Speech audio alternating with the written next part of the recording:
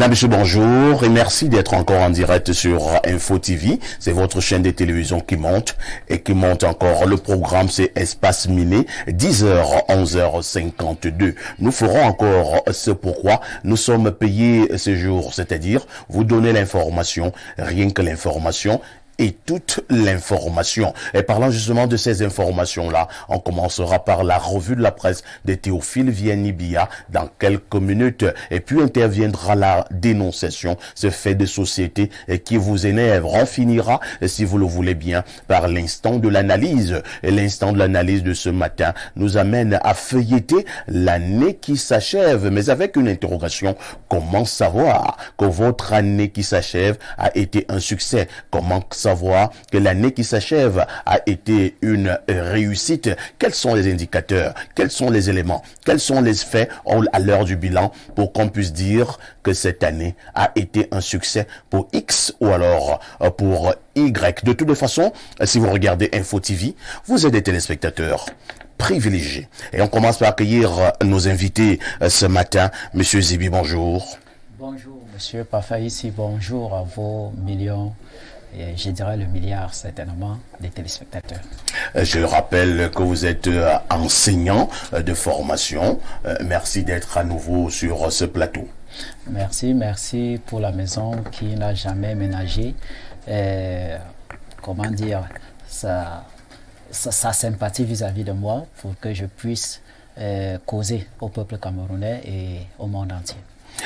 En face de vous, nous accueillons un autre panéliste, Rémi Bolobolo. Bonjour. Bonjour, Parfait. Et merci pour l'opportunité que vous me donnez à nouveau ce matin de livrer mes réflexions sur quelques faits marquants de l'actualité en interne et en international. Rémi Bolobolo est communicateur, il est juriste, il est également un homme politique qui soutient les idéaux du Rassemblement démocratique du peuple camerounais. Rémi, merci d'être là ce matin. Merci, Parfait. Qu'avons-nous de mieux que de soutenir le RDPC et son leader naturel? Qu'avez-vous de mieux? Ah bon? Son Excellence Paul. Merci beaucoup. Hein? Y a-t-il un meilleur choix que celui-là? Subitement, vous êtes en campagne, là. Si vous me donnez l'opportunité, je le ferai jusqu'au matin. Merci beaucoup, Rémi Bolobolo, qui pense qu'il n'y a pas mieux que de soutenir le RDPC. En face de Rémi, l'incontournable, l'inamovible, l'infatigable Arnaud Victor Eyada, bonjour. Bonjour Perfecto, bonjour également à notre riche panel de ce matin, bonjour surtout à ceux qui nous suivent à la maison. Moi je vais aller répondre à la thématique. Comment savoir que l'année était bien? Cette année a vu naître Espace Miné, donc pour moi c'est une année bien. Merci. Hein.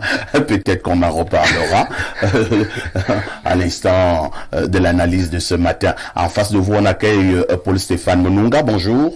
Bonjour Perfecto, bonjour aux copanélistes avec qui je vais partager le plateau ce matin. Bonjour aux téléspectateurs et aux internautes privilégiés d'Espace Miné.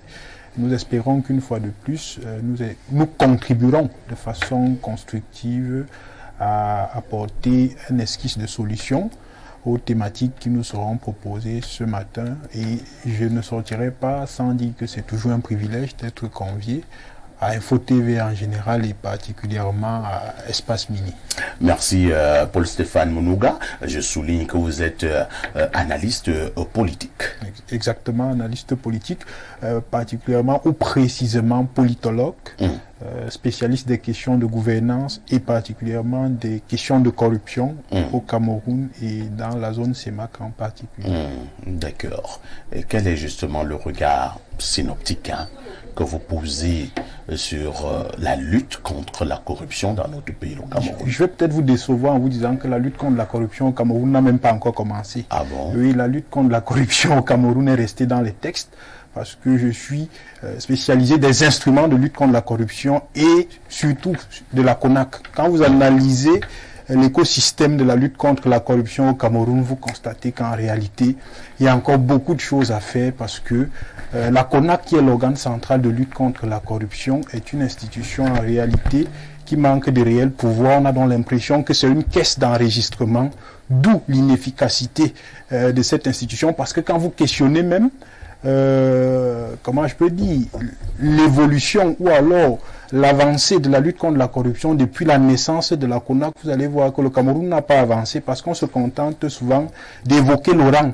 Or, les spécialistes de la lutte contre la corruption, on vous dit que ce n'est pas l'ORAN qui compte, c'est la note.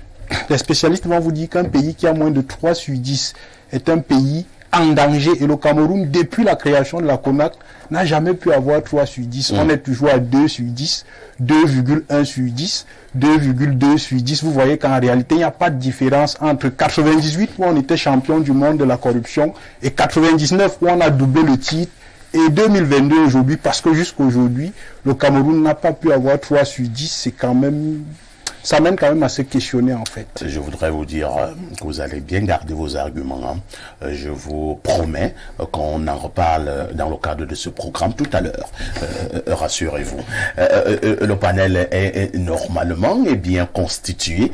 Le débat va débuter tout à l'heure, mais en attendant, je prends mon premier verre d'eau.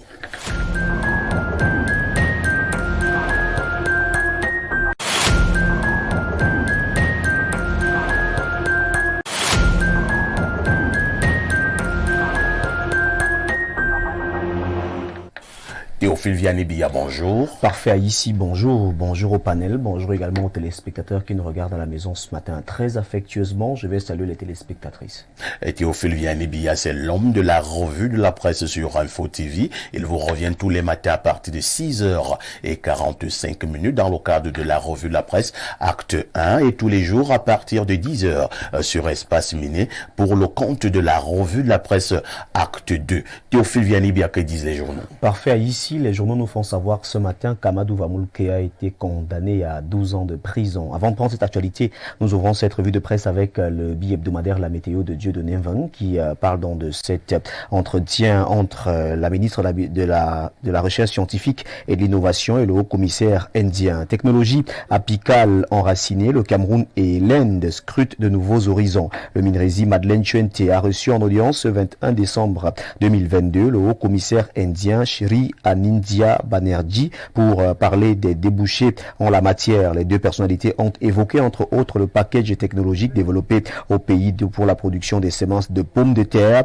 grâce à la dernière technique offerte par l'Inde et la nécessité de l'étendre à d'autres spéculations telles que la tomate, le blé, le riz, le manioc et les légumes. On en parle en page 3. Info Matin s'intéresse à l'opération Épervier. Le journal Info Matin titre en principal une opération Épervier. Amadou Vamulke, 12 ans et 47 millions d'amendes. Incarcéré depuis 2016 à titre préventif, l'ancien directeur général de la CRTV a été condamné ce 20 décembre par le tribunal criminel spécial de Yaoundé pour détournement de 617,5 millions en coaction avec l'ex-ministre des Finances Polycarpe Ababa qui à son tour écope de 17 ans d'emprisonnement ferme. La nouvelle expression revient également avec cette même actualité en grande une. Amadou Vamulke, une poignante lettre à ses justiciers. Plus d'une semaine avant sa condamnation, l'ancien directeur général de la télévision d'État du Cameroun, qui subit un procès kafkaïen depuis 6 ans, a cru devoir toucher la sensibilité et le bon sens des juges, mais il a été assommé. 12 ans de prison, le film d'un procès marathon de la page 5 à la page 7 du journal La Nouvelle Expression. Cabaroès, le bi-hebdomadaire d'Aboubacar Machia Mohamed, parle de cette même actualité en grande une. Tribunal criminel spécial, Amadou Vamulke condamné finalement à 12 ans de prison. Tribunal criminel spécial, Amadou Vamulke condamné à 12 ans de prison. Le journal Le Jour consacre également sa grande une à cette affaire. Le film de l'audience marathon de l'ancien directeur général de la CRTV, évocation d'un procès bien particulier. Les réactions sont à lire de la page 2 à la page 3 du journal Le Jour. Le quotidien bilingue Émergence n'a pas loupé cette affaire et nous la présente ce matin en grande une. TCS, Amadou Vamulke écope de 12 ans de prison. Dans la même affaire, Abba en prend pour 17 ans. L'ancien directeur général de la CRTV, Amadou Vamulke, a déjà passé 6 ans et demi à des détentions à Konangui. Nous le rappelle donc le journal Émergence en page 3. Au bas une du journal L'Aigle du Sahel, on parle également de cette actualité. Amadou Vamulke condamné à 12 ans 12 ans, c'est à lire dans ce journal qui s'exclame ce matin. Le journal Mutation en pied une nous plonge donc au tribunal. 12 ans de prison pour Vamoulke, c'est à lire en page 5 du journal Mutation qui est en kiosque et qui revient avec cette même actualité ce matin. Mutation qui parle également de cette autre actualité en grande une. Douala, le plan antimicrobe est à lire de la page 11 à la page 13. Le ministre de l'administration territoriale assure que l'ordre régnera dans la capitale économique et l'ensemble du pays en cette fin d'année. Le messager de feu Pius Njawe parle également de cette actualité concernant Amadou Vamoulke, le paria d'un système infernal. Le journal s'interroge. Condamné à 12 ans de prison ferme par le tribunal criminel spécial, l'ex-DG de la CRTV égrène le chapelet des péripéties qu'il a vécues comme mise à mort. On en parle en page 4. Insécurité à Douala, le plan anti-microbe d'Atanganji est également présenté de la page 10 à la page 11. Défi actuel revient sur la situation sécuritaire, les libertés publiques et la situation dans les régions du nord-ouest et du sud-ouest avec les révélations du ministre de l'administration territoriale dans un entretien avec la CRTV pour la Tanganji. Le ministre de l'administration territoriale livre les détails sur la lutte contre l'insécurité, le rétablissement de la paix dans les régions du sud-ouest et du nord-ouest, la situation des chefferies traditionnelles et la gestion des partis politiques d'opposition. C'est de la page 3 à la page 6 que Défi actuel de François Bambou parle donc de cet entretien de Paul Atanganji avec la CRTV. Fin d'année, les fêtes sont là. Titre en une, Cameroun Tribune, le quotidien à capitaux publics. À 3 jours du premier arrêt que constitue la fête de Noël, l'effervescence monte dans les marchés, grandes surfaces et dans les familles. Malgré un contexte économique difficile, on s'active ça et là pour trouver les moyens de faire plaisir aux proches dans ce grand moment de célébration. Le journal Cameroun Tribune a donc pris la température et vous livre la température dans les familles, dans les marchés et dans les supermarchés. L'action qui est en kiosque nous parle de l'année 2022 du RDPC. Le journal L'Action refait dans une rétrospective des activités qui ont meublé le Rassemblement démocratique du peuple camerounais en 2022, une feuille de route bien remplie. Resserrement des rangs derrière le président national, soutien constant au gouvernement, encadrement et formation des militants, animation des organes de base. Le parti a eu une année pleine, d'après ce que nous dit le journal L'Action. Leadership, un sphinx en vedette à Washington. Le journal Le Courrier parle donc de Paul Biya, de tous les leaders africains présents à la deuxième rencontre d'envergure États-Unis-Afrique. L'humanité entière avec les yeux d'admiration pour le chef de l'État camerounais, Paul Biya. Le reporter Hebdo nous dit que Paul Biya sauve et guérit à Washington. Sommet États-Unis-Afrique, Paul Biya sauve et guérit. C'est la une du journal Le Reporter de Raymond Bar Mekamba. Lors du sommet États-Unis-Afrique, les dirigeants africains, certains leaders ambazoniens basés à Washington DC, sont revenus à des meilleurs sentiments. Ils sont allés exprimer cela au président Paul Biya où il logeait à l'hôtel Conrad. On en parle en page 3. Le quotidien de Jules Brice Ngaba nous parle de toute autre chose ce matin. Santé de reproduction. Le Cameroun et l'UNFPA s'allient pour l'accessibilité des produits. On nous le fait savoir dans ce journal. Yaoundé, le maire Luc Messia Tangana ouvre la route Ekunu Nkomo. C'est la une du journal Réalité Plus de Paul Ngouare Kindi qui parle donc de cette actualité de la page 2 à la page 3. Réalité Plus revient donc nous dire que la cérémonie d'inauguration a eu lieu ce 21 décembre 2022. C'était en présence du sous-préfet Elvis Akondi, du maire de la commune de Yaoundé 4, Sa Majesté Gabriel Biyina et du député Paul-Éric Djomgoué, secrétaire au bureau de l'Assemblée nationale. C'est avec ce journal que nous refermons cette revue de presse, acte 2 sur Info TV. Mesdames, Messieurs, de votre aimable attention, infiniment merci. Et nous vous invitons très massivement à vous rendre dans les kiosques pour vous procurer un journal au prix de 400 francs CFA pour que vive la presse camerounaise. Irascible, irréversible, inamovible, indestructible, et reste et demeure même votre fidélité. Merci d'être avec nous tous les jours lorsqu'il est 10h sur Info TV. C'était la revue de presse acte 2 avec Théophile Vianney-Biya. Appelez-moi TVB si vous le désirez. Merci, parfait. J'en ai d'ailleurs convenance à TVB, Théophile Vianney-Biya, le lion indomptable du micro. TVB, vous ne partez pas le 19h en anglais, c'est ce soir, sans oublier le 20h en français. Un ou deux faits saillants de l'actualité développée. Puisque nous sommes toujours dans la mouvance des fêtes de fin d'année, on va donc s'intéresser à ces jeunes garçons qui, dans nos marchés et même dans les rues, s'activent à rendre les femmes belles. parce que vous allez vous rendre compte qu'il y a beaucoup de jeunes qui se sont lancés dans la manucure, la pédicure et même la coiffure. On va donc s'intéresser à ces jeunes garçons, parce que là on va pas s'intéresser aux femmes qui font la pédicure et la manucure aux autres femmes, mais on va s'intéresser aux hommes qui font le tour des quartiers et qui placent des ongles aux femmes, qui mettent des vernis aux femmes, qui coiffent même certaines femmes et qui mettent les cils et j'en passe. C'est vrai que Théophile Vianney, Oui. j'ai parfois discuté avec certaines femmes qui pensent ou bien qui m'avouent qu'elles préfèrent quand c'est un homme qui lui fait par exemple sa coiffure. Et elle estime que les hommes sont plus attentionnés. Oui, oui, oui. Les hommes sont assez pointilleux dans tout ce qu'ils font. Les hommes sont assez méticuleux. Donc, on va un peu voir comment est-ce que ces jeunes garçons, ces hommes font au quotidien avec ces femmes. Est-ce que c'est très facile? Est-ce que les hommes, parce que habituellement, il y a certains hommes qui accompagnent leurs femmes au marché. Et maintenant, lorsque la femme décide d'aller placer les ongles chez un homme, les hommes sont souvent assez C'est vrai réfractaires. que pour un autre 20h ou un 19h, je vous suggérerais aussi de voir un peu le côté des masseurs. C'est-à-dire que les hommes qui massent les femmes, comment ça se passe? D'accord, on va s'y intéresser à cette activité.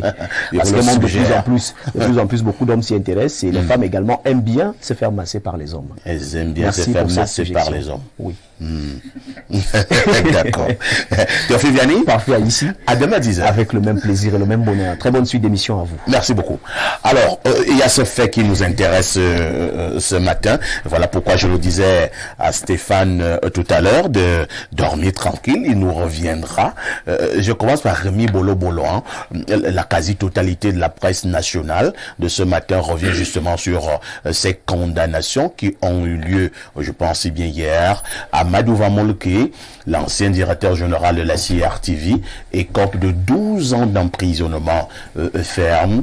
Il est accusé d'avoir détourné un peu plus de 600 millions de francs CFA, co-accusé en coaction avec l'ancien ministre des Finances, Polycarpe Ababa. Polycarpe Ababa lui-même qui écope de 17 ans de prison. Rémi Bolo-Bolo, votre réaction? Oui, parfait, merci. La réflexion que m'inspire la condamnation de ces deux hautes personnalités de la République, parce qu'il faut le souligner, ce sont des personnalités qui ont servi dans la très haute administration de l'État et que, en fait, il y a un sentiment de déception d'une certaine part, parce qu'en réalité... D'où vient la déception? Lorsque un monsieur qui est en réalité présumé coupable est entre les mains de la justice, on devrait s'attendre quand même à une certaine célérité dans le traitement de ce dossier parce que c'est des humains. Hein, une certaine célérité, je disais, c'est-à-dire pour que le prévenu soit définitivement fixé sur son sort. C'est-à-dire les caprices de la procédure nous amènent déjà à 6 ans de prison et il aurait été mieux d'être fixé, je crois, au terme d'une année de procédure pour que le prévenu soit fixé totalement et savoir qu'il purgera 12 ans de prison ou alors 17 ans de prison pour le ministre Ababa. Il faut souligner qu'en ce qui concerne le ministre Ababa, ce n'est pas le seul dossier. Il est impliqué Il a d'ailleurs été condamné il y a quelques années à 6 ans de prison pour tentative d'évasion. Bien entendu, ça signifie que si on ferait la somme, on se retrouverait pratiquement à une trentaine d'années de prison. Ce que je déplore, je ne vais pas m'ériger en avocat défenseur des prévaricateurs. Ce que nous recommandons plutôt, c'est une sévérité dans le traitement de ces dossiers.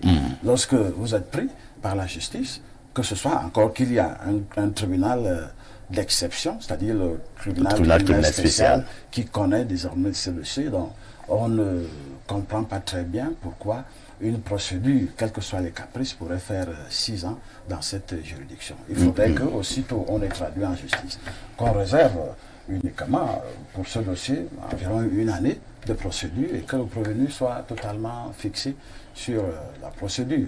Très bien. Merci. Arnaud Victor Eyada, le problème que soulève Rémi Bolo-Bolo me semble pertinent. Nous parlons sous le contrôle des juristes qui nous regardent ce matin, de nos amis magistrats, de nos amis avocats et que sais-je encore. Comment comprendre, Arnaud Victor, que monsieur est interpellé à grand renfort marketing et publicitaire, vous mettez les guillemets, et qu'il passe 6 années sans être jugé, sans être condamné. D'autres passent 10 ans, dans nos prisons sans être jugés, sans être condamnés. Comment expliquer cet état des choses? Et pour certains même, vous avez mis 6 ans en prison. Lorsqu'on vient finalement vous juger, vous condamner, on vous condamne à 4 ans de prison. Entre-temps, vous avez à passer 6 années en prison. C'est une justice à la camerounaise? Vous oubliez même le cas de l'ancien recteur de l'université de Douala, Oui. qui a même passé beaucoup d'années. Professeur Oyono.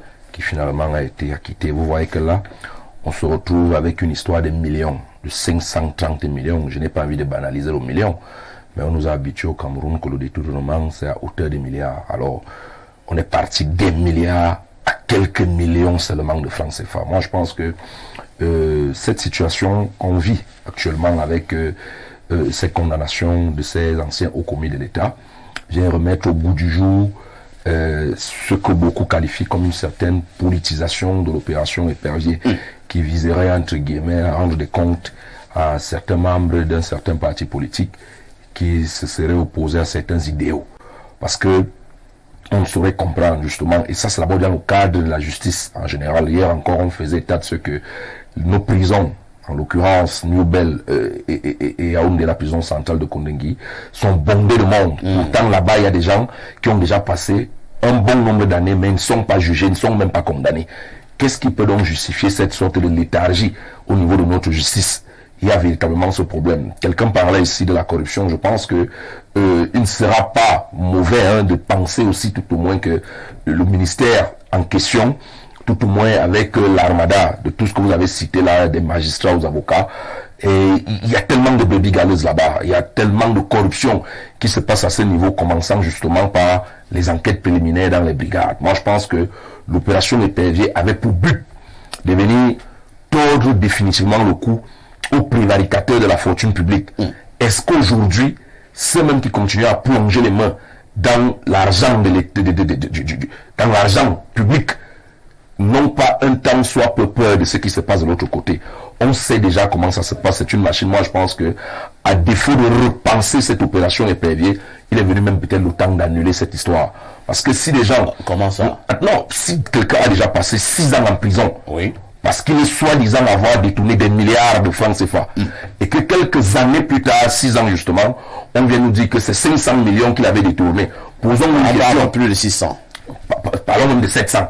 Un peu plus de Est-ce 600 que millions. ces gens ne sont pas même de rembourser même cet argent? Voilà une question. Est-ce qu'ils ne sont pas même de rembourser cet argent? Prenons le cas de M. Abba Polycarpe. Et c'est ça le problème. On ne peut pas être dans un pays où quelqu'un a commencé aux impôts. On nous a dit qu'il est beaucoup plus poursuivi même pour ce qu'il avait fait aux impôts. Mais qu'est-ce qui peut justifier qu'il y a déjà des soupçons? La presse a commencé à écrire que, attention, halte, le passage de ce grand au niveau des impôts n'était pas un passage sain. Il a certainement mis la main dans la caisse. Mais lorsque le remaniement arrive, il quitte des impôts pour le ministère des Finances. Et les cas comme ça font légion. Moi, je pense que cette opération avait pour but de tordre le cou à la corruption, mais elle a même plutôt favorisé, parce que entre le fait que du moment où ça n'existait pas et du moment où ça existe, je peux vous dire ici que il est difficile de voir un haut commis de l'État qui ne plonge pas les mains dans les affaires là, parce que tant qu'on ne va pas appliquer l'article 66 pour dire Yada, tout voilà, comme mon ministre ce matin ou DG de telle société, tu as seulement 3 costumes.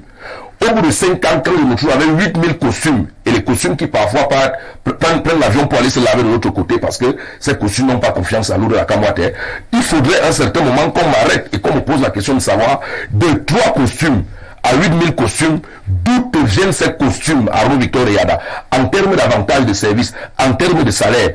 Tant qu'on ne va pas arriver à ce niveau, je vous assure que on continuera à aller à volo, parce que c'est une opération, pour ma foi, jusqu'ici, qui a échoué. Merci beaucoup. Il faut dire que l'opération Épervier avait été demandée à corps et à cri par le peuple camerounais, qui estimait à un moment donné qu'ils étaient nombreux, ces serviteurs de l'État, ou mettez les guillemets à serviteurs de l'État, qui avaient justement pioché dans les caisses de l'État. Alors, M. Zibi, le président de la République apparemment a répondu favorablement à la demande du peuple camerounais. et a commencé à interpeller ce que lui-même avait qualifié de bandits à col blanc. Des années plus tard, si jamais nous faisons le bilan de cette opération Épervier, est-ce que nous pouvons dire avec la force des arguments que cette opération a été une bonne opération pour le Cameroun? Est-ce que nous pouvons dire avec la force des arguments, M. Zibi, que cette opération a véritablement profité au peuple camerounais? Je serais mi-raisin par rapport à votre préoccupation, parce que déjà, vous avez bien fait de l'évoquer, c'est une demande populaire, c'est-à-dire une demande qui vient de la base. Et je pense que ce n'est pas la première opération. Ceux qui nous suivent savent qu'il y a eu des opérations comme Antilope. Il y a eu même à un moment des opérations même propres dans certains ministères spécifiquement. Je pense que le président de la République, un peu pour emprunter à mon frère qui est sur le plateau, Rémi. Monsieur Rémi, qui est représentant du RDPC, je pense que le renouveau a accès... Bon, c'est vrai qu'il n'est pas là pour le compte du RDPC, hein, parce que les mots ont un sens. Le président de la République, je pense que avec le paradigme qu'il apportait, le renouveau, c'était aussi une phase de moralisation et de la rigueur dans la gestion. Mais il s'était un peu trompé sur les personnalités intrinsèques de l'homme camerounais. Parce que dites-vous que ce que le monsieur a rencontré, c'est exactement ce que les Camerounais faisaient à l'époque de son prédécesseur. On va vous prendre le cas du stade Omnisport, qui est un stade Omnisport, mais où on n'a qu'un seul stade où on peut jouer seulement le football, alors qu'on sait comme... Il faut dire que les gens ont été allés en prison par rapport à ça, à l'époque d'Aïdjo, en 72. Voilà. Non, ils ont même fait pire qu'en 2021, c'est-à-dire qu'ils sont allés jusqu'à falsifier les tickets de la CAN. C'est même ça puisque la CAF avait... Donc même à l'époque d'Aïdjo, les gens faisaient des choses comme ça. Bien sûr, la CAF avait poursuivi l'État du Cameroun justement par rapport à cela, parce qu'ils étaient allés... Ça veut dire que le Cameroun est un vieux pays de corruption. Donc, c'est pour dire qu'en réalité, que ce soit le ministre aujourd'hui, peut-être, nous voyons le ministre peut-être parce qu'ils sont à une certaine haute stature, mais voici les caisses, voici les fins d'année, les caisses familiales qu'on a données à une ou deux personnes pour gérer, parce que devant contenir une ou deux sommes d'argent, je vous assure, M. Parfa, ici le nombre de plaintes qu'il y aura dans les commissariats parce que une ou deux personnes auraient détourné 200 000 ou 300 000 dans une caisse familiale, ce sera effarant. Je pense que c'est le comportement des Camerounais. Très bien. Et je dirais à M. Rémi, qui parlait un peu de la longueur de certaines procédures, que ce n'est pas des enfants de cœur que nous avons aussi. C'est-à-dire que avec l'avancée de la technologie, les gens ont aussi fait des avancées au niveau du rap, au niveau des techniques pour dissimuler une ou deux choses. Est-ce qu'on pensait sur ce point de vue, M. Zibi, je vous interromps tout en vous relançant, est-ce que parce que les technologies ont évolué, le vol aussi a évolué, on interpelle donc un haut commis de l'État en 2022 et le verdict tombe en 2028. Entre-temps, il est incarcéré. Alors, si on interpelle un monsieur de cette envergure un bon matin, on nous annonce au niveau de la presse que monsieur tel qui a été interpellé a détourné 10 milliards. Par moment, M. Zibi, il m'est arrivé de faire des petits tours au niveau de ces procès en justice. Et comme le disait Arnaud Victor tout à l'heure, on parle par exemple d'un monsieur dont on dit qu'il a détourné 20 milliards. Au fur et à mesure, le procès évolue, on tombe à 15 milliards, on tombe à 5 milliards, on n'est plus à 5 millions, on tombe à 800 millions, et finalement on dit que non, il a détourné 110 millions. Est-ce que ça fait quand même sérieux pour la justice camerounaise? Si on interpelle quelqu'un en bon matin, cela suppose que l'on a des arguments suffisants pour pouvoir l'incarcérer. Il faut même dire qu'il y a un cas, dans le cas de ces deux-là, de Madame Moyo, Antoinette, qui a été acquittée, qui était à la CMCA. Elle, c'était pour 200 000 francs. Voilà. 200 000. J'ai dit bien 200 000 francs. Encore qu'il y a elle était acquittée. Il y a plusieurs étapes qui précèdent les audiences foraines. C'est-à-dire, il y a d'abord la dénonciation. Ouais. Il y a des structures financières qui vont faire des enquêtes avec des conclusions. Le CONSUP, l'ANIF. Ça signifie que lorsque quelqu'un est interpellé, il y a un certain nombre d'arguments qui sont réunis et qui plaident en ce qu'il soit incarcéré. Maintenant, il y a même le procureur de la République qui intervient. Il y a le juge d'instruction qui intervient avant l'audience foraine. Donc, lorsqu'on arrive en audience foraine, on a balayé un certain nombre d'étapes qui, en réalité, devraient nous faire conclure, parvenir à la conclusion sur laquelle la procédure ne devrait plus durer. Voilà. Parce qu'il est hors de question qu'on vous interpelle aujourd'hui. Pour le cas d'Ababa, par exemple, il a été interpellé avec tambour et trompette. On nous parlait de quelqu'un qui aurait détourné dans les 200 milliards et que plus tard il soit condamné pour 1 milliard. En réalité, il y a un manque de crédibilité à ce niveau. Merci beaucoup. Je passe justement la parole à Paul-Stéphane Monunga. Au regard du déroulement de ce que nous appelons au Cameroun opération épervier, certains ont parlé d'une opération finalement politique et même politisée. D'autres voient même sur certains aspects de cette opération épervier de grands règlements de compte. Vous partagez également cet avis? C'est une possibilité au regard de ce que l'opération épervier nous sert, parce que quand on fait le bilan de l'opération épervier, moi je vais pas être mi-figue, mi-raisin, il est négatif. Il faut le dire, le bilan est négatif. Parce que si on évalue aujourd'hui, on a créé l'opération épervier, je crois, en 2008. C'est sensiblement la même période où la CONAC a été créée. Est-ce que la grande... bien avant quand même, hein, parce qu'on a interpellé Mounchipou en 1997. Non, ce n'est pas l'opération épervier dans ce cas, parce que... Bon, maintenant, les Ababa avaient été interpellés par en 2006, hein, 2005-2006. Exactement. Donc, quand on évalue donc, est-ce que, à partir du moment où on crée cette opération, jusqu'à maintenant, est-ce que la grande corruption a diminué? Parce qu'il faut être capable de distinguer, il y a plusieurs types de corruption. Il y a la petite corruption, qui est celle qui est pratiquée par celui qui veut survivre, et la grande corruption qui est pratiquée par celui qui veut s'enrichir de façon illicite. Est-ce que cette grande corruption a diminué? Je ne pense pas. Pour preuve, si on prend seulement de 2019 en 2022, on a trop de scandales. On a Covid-Gate, on a Can-Gate, et j'en oublie certainement d'autres. Les autres gates. Ça veut dire qu'en réalité, cette opération ne nous a rien apporté. Et quand vous poussez l'analyse plus loin, on n'a pas besoin de créer une opération épervier pour lutter contre la corruption au Cameroun. Ça, je le dis souvent. Prenez les rapports de la CONAC. Vous allez voir que, parce qu'au départ, la CONAC citait les noms, hein, quand elle menait les enquêtes. Il y a des gens qui sont en fonction, là, qui ont les noms dans les rapports de la CONAC. Mais ils sont en fonction. Ça veut dire que ça nous amène à nous interroger sur l'indépendance du pouvoir judiciaire au Cameroun. Parce que quand la CONAC a quand même fini de mener un travail d'enquête, on doit quand même accorder une certaine crédibilité. Ça veut dire que, une fois que ton nom apparaît dans un rapport de la CONAC, mais le ministre de la Justice, ou alors le pouvoir judiciaire doit interpeller et mener des enquêtes approfondies. Et s'il s'avère que ce que la CONAC a dit est vrai, mais qu'on te poursuive. À un moment même, on a interdit à la CONAC de citer les noms, parce que la CONAC ne cite plus les noms. Maintenant, ils mettent monsieur XY. Avant jeudi, si vous prenez le premier rapport... Cela signifie qu'on veut protéger les éventuels voleurs. Je ne sais pas pourquoi ils ont décidé de commencer à faire comme ça. Est-ce qu'il y a quelqu'un qui s'appelle dans un ministère, monsieur? Je dis, c'est comme ça maintenant dans les nouveaux rapports de la CONAC. Or, quand vous prenez les premiers rapports, si c'est monsieur Yumbi, par exemple, qui a volé, on citait le nom et on mettait le montant par rapport à l'enquête qu'on a fait. Mais maintenant, on ne met plus de nom.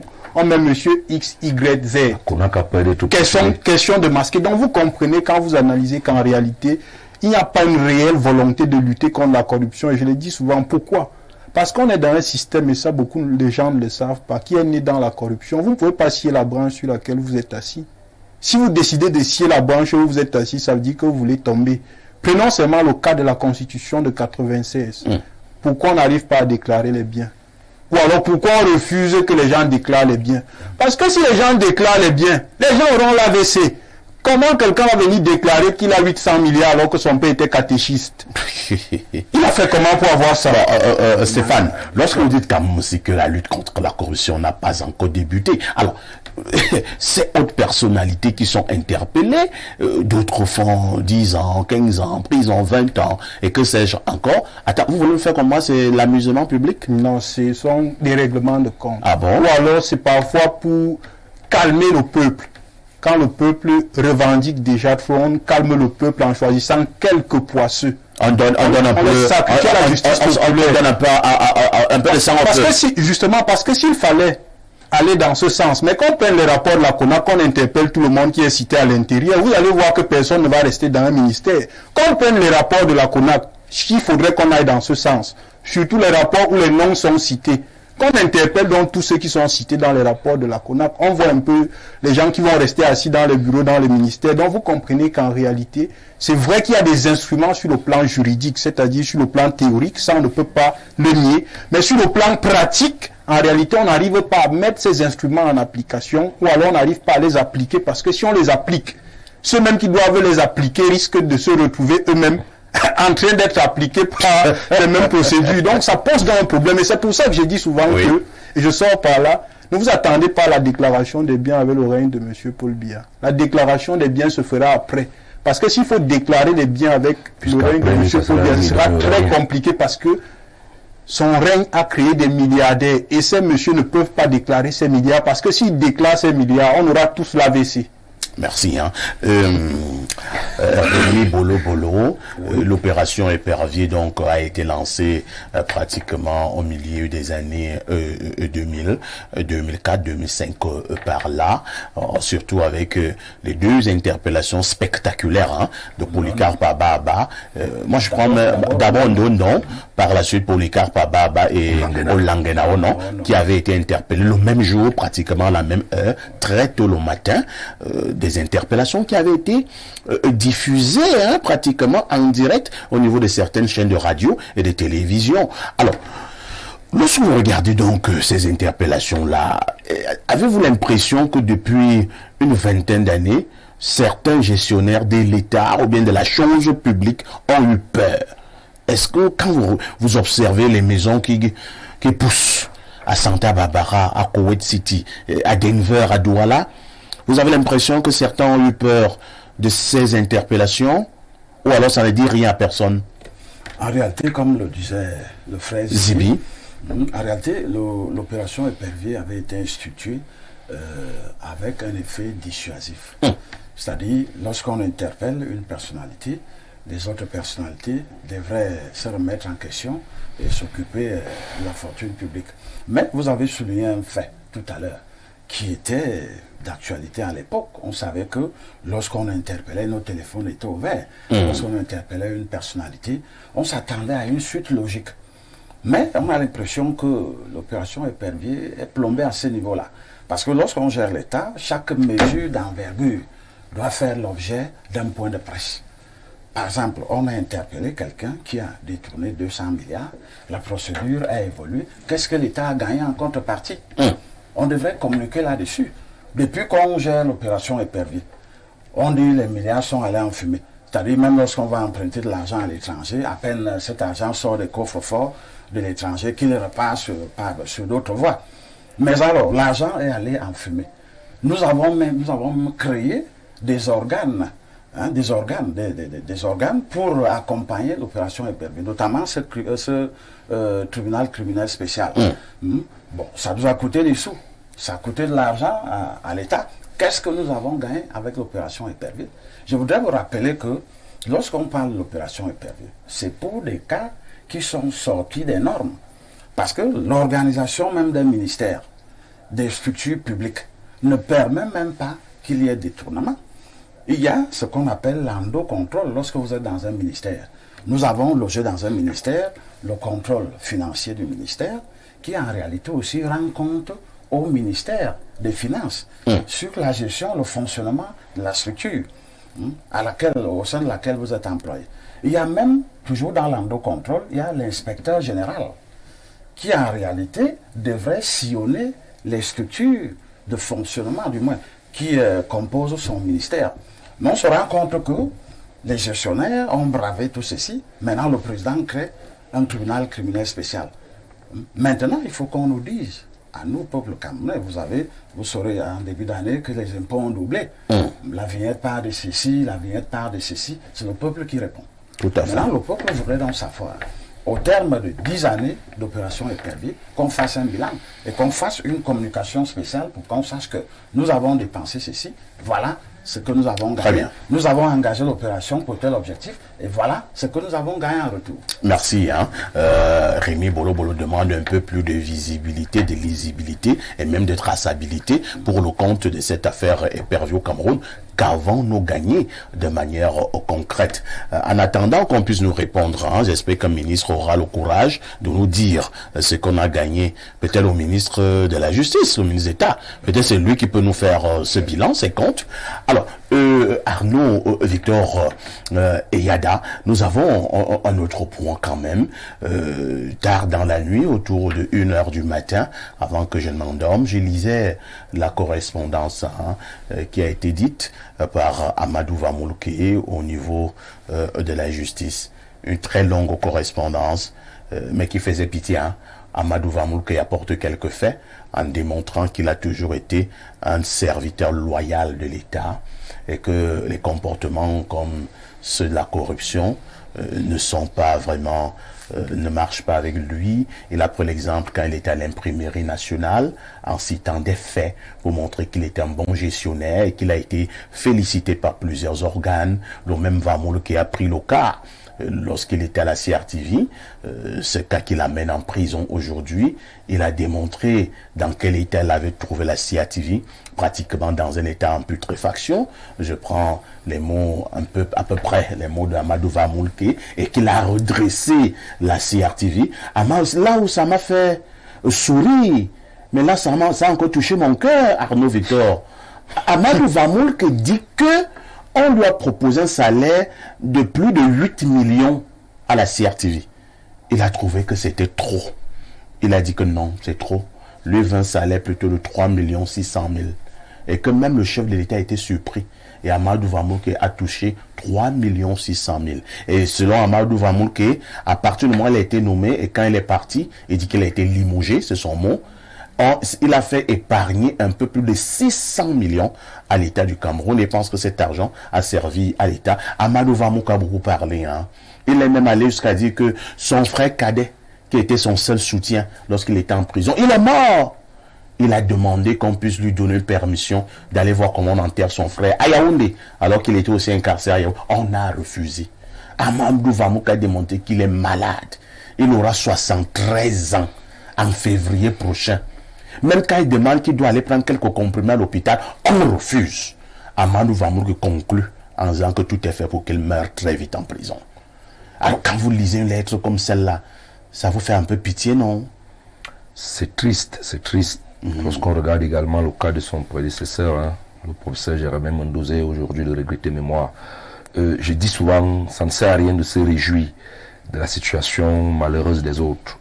Je suis d'accord que pour ceux qui sont inculpés, ayant trempé la main dans la fortune publique, ils devaient répondre de leurs actes. Mais pour des gens, qu'on le veut ou non, qui d'une manière ou d'une autre ont servi le pays, il faudrait quand même avoir beaucoup d'égards. Moi, je penche à cet effet pour le remboursement. C'est pourquoi moi, je ne cesserai de féliciter le cas Basila Tangakula, parce que ce qui nous est important aussi, c'est l'argent. C'est l'argent. C'est le plus important, parce que on nous a habitués justement à un peu de sang. Je pense encore, monsieur Langenawana, nous habituons le même quartier.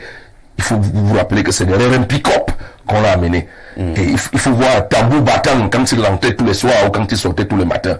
Où vous n'avez même pas voir au chapitre pour attendre le taxi.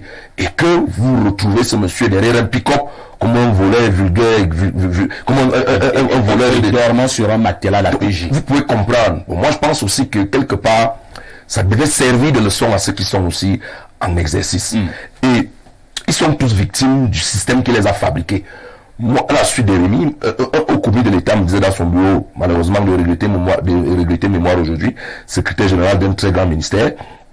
J'étais étudiant à l'époque, il me disait, Victor, aucun être humain ne peut voler à l'État ce qui appartient à l'État. Depuis que tu es entré dans mon bureau, là, tu as passé près de 30 minutes. Combien de fois j'ai utilisé mon stylo à billes? Voilà un stylo à billes, c'est le stylo de l'État. Combien de fois je l'ai utilisé? Parce que tout se passe dans mon secrétariat. On saisit tout là-bas. Quand on vient, je mets juste une petite griffe. Ça veut dire que quand l'État en une année te donne 10 stylos, l'État sait que tu ne peux pas utiliser les 10 stylos. Justement. Tu vas utiliser autour 2 stylos parce que tu ne poses qu'une mention. Mais si à la fin de l'exercice, tu ne peux pas restituer à l'État les 8 autres stylos et en utiliser 2, c'est déjà un détournement de fonds publics. Allez donc regarder. Mais maintenant, les larges avantages qui sont aussi là-bas, en ce qui concerne, et les banques de carburant et tout. Je pense plutôt que le système est fait pour que, une fois que vous y êtes, vous volez. Et pour le cas Amadou Vamoulke, imaginez-vous que Dieu donne un décide de vous donner 50 millions par mois en tant que nouveau directeur général. Que le ciel vous a... Que le ciel vous a... Et vous dites à Dieu de l'un vainqueur. Vous dites à Dieu de l'un vainqueur. Non, moi je veux seulement 2 millions. Hein. Il va commencer à vous soupçonner. Moi je vais te dire, c'est l'État décide de te donner 8 millions. Toi tu dis que tu veux prendre 3. C'est peut-être à partir de là qu'on s'est dit, sûrement tu as déjà beaucoup. Et on a commencé à mettre les sons aussi autant de choses. Non, c'est ça. Le système est fait de sorte que lorsqu'on vous a mis, vous allez voler. Et c'est le cas aujourd'hui avec très bien le Covid-19. Et autre chose, quand on a commencé par dire, voici le tribunal qui concerne essentiellement ceux qui ont volé à partir de 50 millions. Donc on a qualifié, on a homologué et qualifié les voleurs. Un tribunal des riches. Un tribunal des riches. Donc ça veut dire que si vous volez 49 millions 900 000 et poussières, vous n'êtes pas concerné. Mais à partir de 50 millions, vous êtes un grand voleur, un grand boss des voleurs, le boss des voleurs. Donc c'est autant de choses qu'il va falloir revoir. Et donc, ça fait bizarre. Merci beaucoup. Hein. De toutes les façons, c'est ce qu'il fallait dire pour l'instant ce matin. Nous sommes pour que nous puissions lutter contre tous ceux qui ont pioché dans les caisses de l'État, mais que cela respecte justement la réglementation. Que notre opération Épervier ne devienne pas une affaire des règlements de compte ou tout simplement une affaire politique. Je prends un deuxième verre d'eau.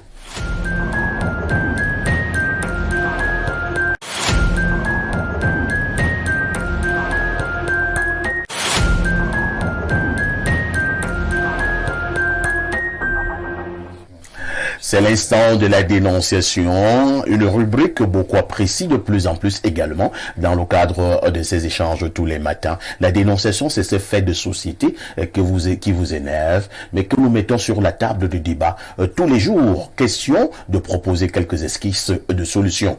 Arnaud Victor, pour cette autre dénonciation.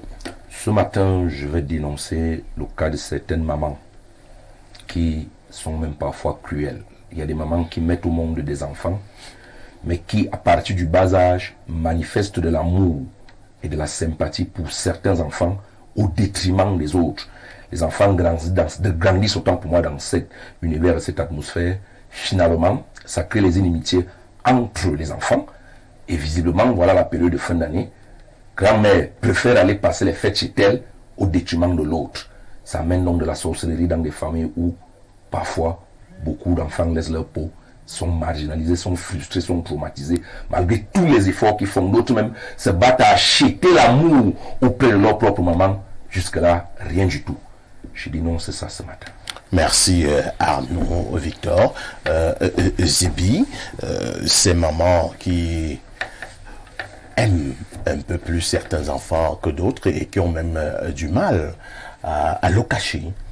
Malheureusement, selon Arnaud, ça crée des frustrations en famille. Quel est le regard que vous posez sur ces mamans et maintenant sur les dégâts que cela peut amener dans une famille?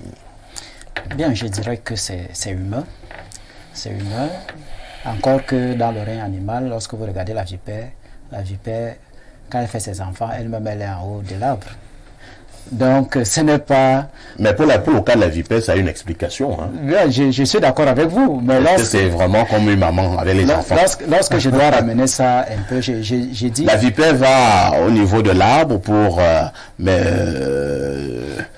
laisser expulser ses enfants. Parce que les petites vipères, si une vipère mord sa maman, la maman meurt. Voilà pourquoi la vipère monte, va au niveau de l'arbre. Et la vipère... monsieur Longa ne savait pas. Et la vipère a cette qualité de mettre plusieurs catégories de serpents au monde. La vipère met tout, le mama vers l'oncote, l'ongoyon et tout. Ah bon? Oui. C'est ce que je ne savais pas. Ah oui. Ça aussi, je ne savais pas. Ah oui.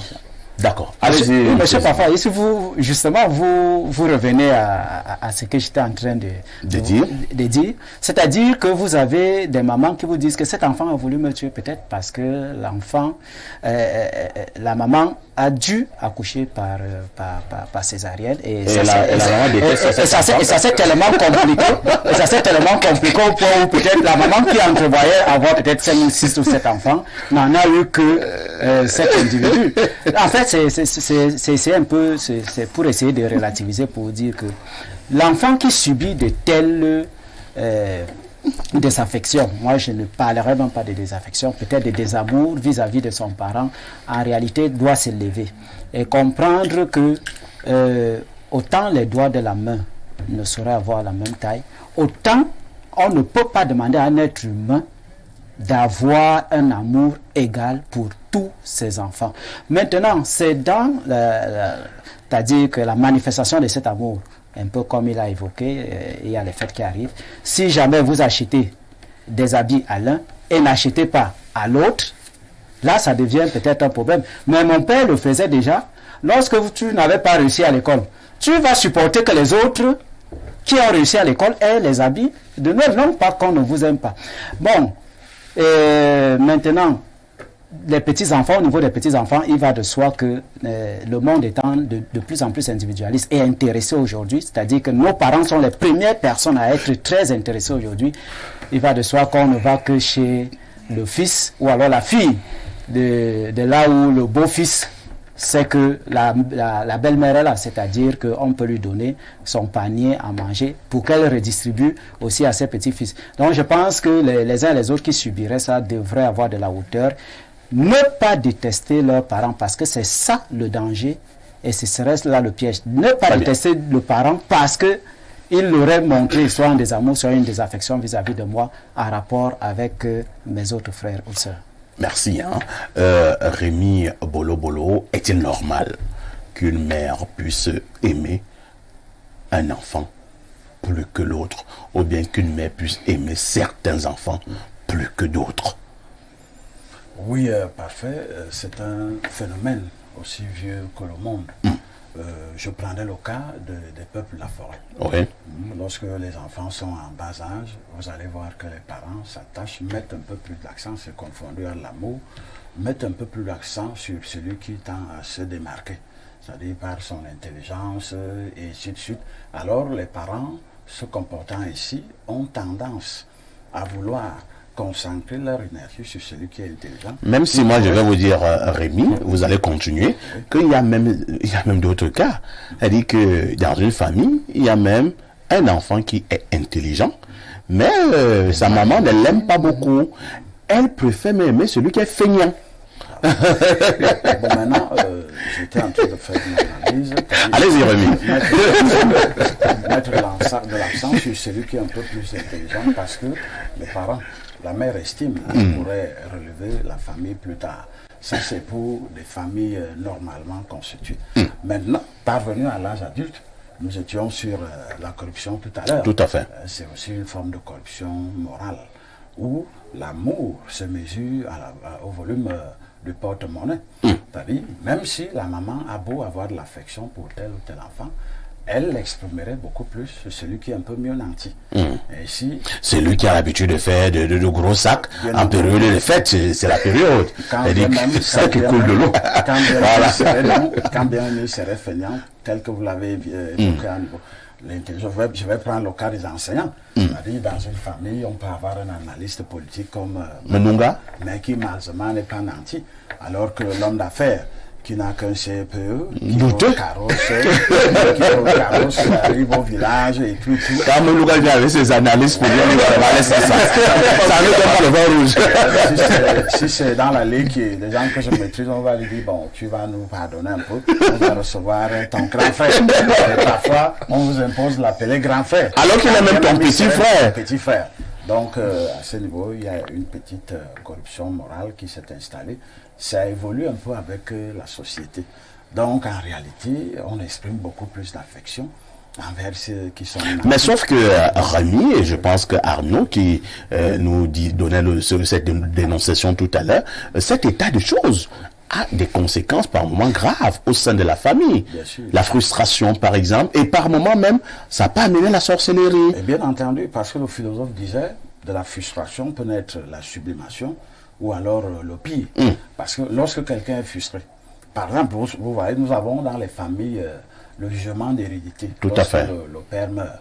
Vous savez naturellement que c'est vous le fils aîné et peut-être le plus intelligent pour diriger la famille. Non. Le conseil de famille va voter pour un petit frère parce que c'est un millionnaire. Et c'est lui qui devient le chef de famille. Vous allez l'appeler papa. Bon, dans les sociétés de l'autre côté, on l'appelle papa, on abuse de l'argent et tout. Alors la personne frustrée va battre en retrait et utiliser d'autres moyens pour détruire la famille. Donc en réalité, nous devons revenir à nos sentiments à la base, c'est-à-dire aimer comme disait le philosophe, Angèle Benvin. En Afrique, nous aimons les hommes parce qu'ils sont les hommes, sans matériel, sans être intéressés ou sans contrepartie. Voilà un peu ce que je... Merci beaucoup Stéphane Menunga. Ces situations qui se déroulent donc dans nos familles où la maman a un penchant clair pour un enfant ou certains enfants au détriment d'autres. Quelqu'un te dira que bon, ce n'est même peut-être pas mauvais d'avoir un penchant pour X ou pour Y, mais que certaines mamans fassent peut-être l'effort de le voiler. Oui, elles doivent faire l'effort de le voiler parce que je commencerai par dire que c'est naturel en l'être humain, parce que quand vous rentrez même dans la Bible, il y a une maman qui avait un penchant pour son fils et elle a fait que le fils pour lequel elle avait le penchant prenne les bénédictions Tout à fait. du fils pour lequel elle n'avait pas le penchant. Donc vous voyez que c'est justement... C'est pas l'affaire de Caïn et Abel. Non, c'est Ésaü, et Jacob. Vous voyez qu'à cause du penchant... En fait, c'est Caïn qui avait tué son frère. Oui. Vous voyez qu'à cause du penchant qu'elle avait pour un fils, elle a volé la bénédiction du fils qu'elle n'aimait pas, elle a donné au fils qu'elle aimait. Une maman sorcière. Donc vous voyez que c'est un phénomène normal, mais sauf que parfois il faut savoir gérer ça. Ouais. Et quand on ramène ça aux sociétés africaines, ça peut se justifier par la perte de valeur. Parce que ce qui dérange un peu, c'est que dans cette perte de valeur, c'est que on fait généralement, je prends l'exemple de quelqu'un qui est l'aîné d'une famille, parfois on vous fait perdre votre droit de naissance. Ouais. Parce que vous n'avez pas d'argent. Ouais. On ne vous considère pas. On considère les paroles du petit frère ou de la petite sœur. Et comme le grand frère l'a dit, à la longue, ça crée des frustrations en vous qui vont vous amener à vous rebeller même contre la famille, à vous rebeller contre votre frère ou votre sœur, alors que ce n'est pas la faute. Commencez à vous détester. Justement de votre sœur ou de votre frère. C'est pour ça que vous allez voir deux frères qui ont grandi ensemble, ne se parlent pas, ne se rendent pas visite, Ne se saluent pas. Justement de cet état de choses. Donc il faut interpeller les parents ici pour qu'ils apprennent à manager cela. Ça veut dire que, parce que dans le cas qu'il a évoqué, parfois moi je justifie ça par ce que j'appelle l'espoir qu'on dépose en un enfant. Mais sauf que c'est souvent mal managé. On a vu ça dans des familles, ça veut dire... Et parfois même également, Stéphane, habituellement l'espoir qu'on dépose sur un enfant, habituellement, j'insiste, on finit par se tromper. C'est-à-dire qu'on a misé pour un enfant au sein de la famille. On savait que c'est cet enfant-là qui devait devenir sous-préfet, qui devait devenir magistrat. Mais malheureusement, c'est lui qui devient un monsieur qui a les locks à la tête et qui fume le chanvre un peu partout. Celui sur qui même on n'avait aucun espoir, on disait que voilà un salopard. Mais parfois, c'est lui qui devient même quelque chose, excusez l'expression, au niveau de la famille. Et c'est là où j'allais justement arriver. C'est le revers de la médaille ou la dialectique du maître et de l'esclave. Parce que généralement, on ne se rend pas souvent compte que celui à qui on accorde des faveurs, en réalité, on le rend feignant. Ouais. Et celui qu'on pense maltraiter, on fait de lui un homme. Ça veut dire il apprend à se battre, il apprend à payer ses habits lui-même, il apprend à payer sa scolarité lui-même. Donc il apprend à se prendre en charge et à être responsable. Et vous allez voir que généralement, à la fin, c'est celui qu'on a privilégié qui devient l'esclave de celui qui était l'esclave, parce qu'à la fin, c'est celui qui était l'esclave qui réussit dans la vie. Donc, moi, je peux juste interpeller les parents et leur dire que ce n'est pas mauvais d'avoir une préférence pour un enfant, mais il faut savoir manager cela, éviter que ça arrive aux frustrations et ne pas, inverser les rôles dans une famille. Il faudrait que dans une famille, même si je suis le moins nanti, qu'on respecte mon droit de naissance, parce que je suis par exemple l'aîné d'une famille, il faudrait que dans une famille qu'on m'accorde ma place, même si je n'ai pas les moyens, parce qu'on voit souvent dans les familles, et parfois ça se dit dans les blagues, dans les différents forums, que quand tu vas à la réunion de famille, si tu n'as pas l'argent, c'est toi qu'on va envoyer acheter les bières. Ça se dit souvent de façon pour blaguer, mais c'est la réalité. Vous qui n'avez pas de moyens, c'est vous qui devenez le petit commissionnaire de la famille, alors que parfois vous êtes donc il faudrait qu'on essaye d'aménager cet état de choses et qu'on revienne aux valeurs fondamentales qui ont toujours caractérisé la société africaine, parce que en Afrique en réalité les valeurs sont le socialisme, les valeurs ce n'est pas le capitalisme et le mercantilisme, parce que dans le socialisme c'est l'homme qu'on regarde, la valeur de l'homme, et la valeur n'est pas toujours matérielle, la valeur peut même être le verbe. Les conseils que vous apportez à la famille, est-ce que les conseils que vous prodiguez au sein de la famille permettent que la famille évolue? Parce que on ne voit pas souvent, on voit toujours le matériel, mais on ne se rend pas compte que à partir de vos conseils, vous pouvez faire que vos petits frères réussissent dans la vie. Donc il faudrait qu'on cesse toujours de regarder la valeur d'un homme en termes de matériel. Il y a beaucoup d'autres choses qui peuvent faire qu'un homme ait une valeur. Merci beaucoup. Ce que vous dites, Stéphane, est vrai. Mais dans nos misérables et sorcières familles africaines, c'est très compliqué. Je dis, comme c'est la période des fêtes de fin d'année là, moi je vois, quand j'étais plus petit, je voyais des grands cousins qui venaient de mon village. Quand il vient, il a une voiture, il garde devant la cour de son père et il demande qu'on aille ouvrir la malle arrière. Habituellement, ce n'étaient pas des gens qui comptaient. Hein. Quand il dit compter, c'est ce que vous appelez la valeur morale, machin truc. Mais on se fait sortir le carton de vin rouge pour papa. On fait sortir le poisson. Ça se dirige vers la cuisine de maman. Tu vois, un gros sac là, l'eau sointe. Quand je vois le sac sointé de l'eau, on appelle ça le sac banjok, l'eau sointe. Vous comprenez qu'il y a des bons trucs à l'intérieur du sac. Après, il y a des ovations dans Entre-temps, il y a quelques billets de banque qui se baladent. Maintenant, un autre frère, qui lui est moralement bien, il est même allé à l'école. Peut-être même il vient de soutenir son doctorat avec brio.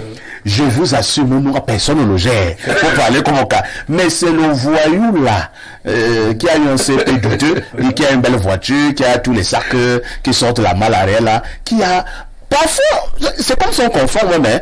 Le grand frère qui était là avant, on lui dit, mais tu vois pas que ton frère va porter chaud dans la voiture. Ah non, Victor.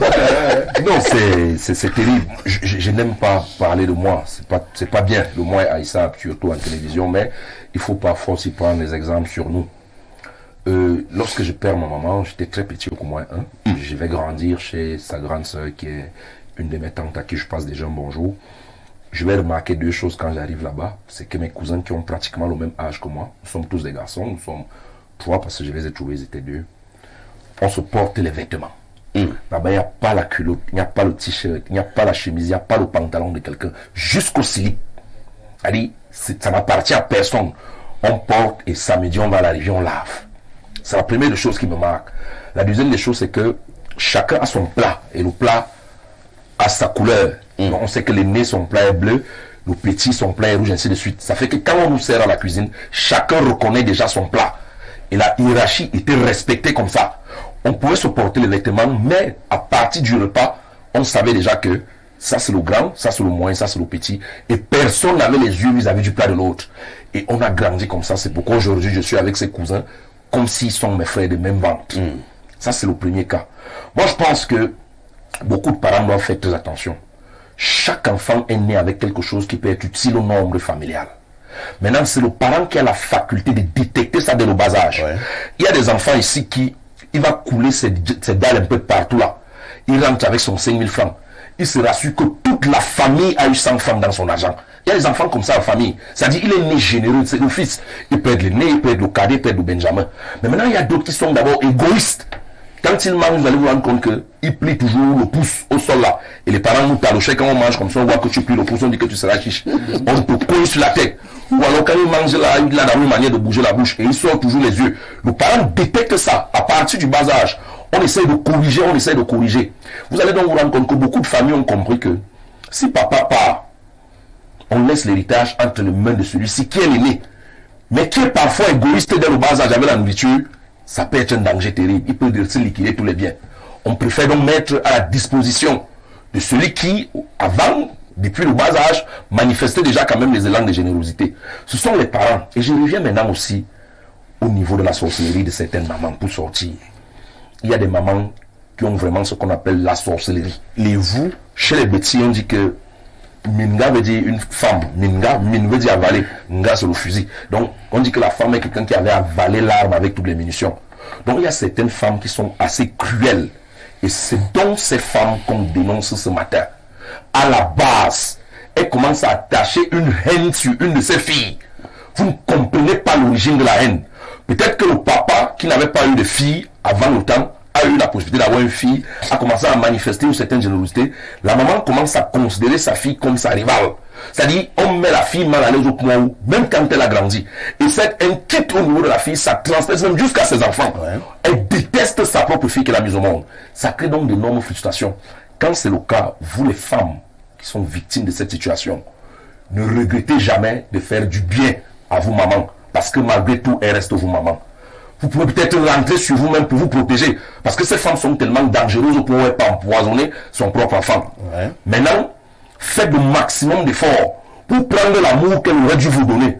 Vous dispensez cet amour autour de vous, au travers de vos neveux, au travers de vos nièces, qui sont les enfants de vos frères et sœurs. Cet amour que vous allez mettre à leur niveau va revenir comme un effet boomerang sur vous. L'amour que votre maman vous a refusé reviendra naturellement sur vous. Très bien, vous serez très heureuse. Il y a un aspect que vous avez évoqué là, Arnaud Victor. Effectivement, il y a certaines mamans. Si une maman a commencé par détester son fils ou bien sa fille, il va aussi détester les petits-enfants. Et les enfants de sa fille, il va les détester. Les enfants de son fils, là, il va les détester. Il y a des mamans ici qui aiment beaucoup plus les enfants de X, les petits-enfants. Tout à fait. De X et non les petits-enfants de l'autre. Exactement. D'accord. Lisons rapidement quelques messages. Bonjour, Lonkuta de modérateur. La Bible nous dit que Dieu a aimé Jacob et a haï Ésaü. L'homme ne pourrait donner le même amour et la même affection à des enfants. Ça dépend de l'âge des enfants et surtout du lien spirituel. Il met entre parenthèses conscient ou inconscient que le parent a avec tel ou tel enfant. Maintenant, d'autres parents. Bonne journée. C'est Joey de Kondo Titi qui nous envoie le message. Autre message ce matin. Bonjour, Perfecto et à ton plateau. Les vrais bandits sont encore libres et se pavanent partout au Cameroun.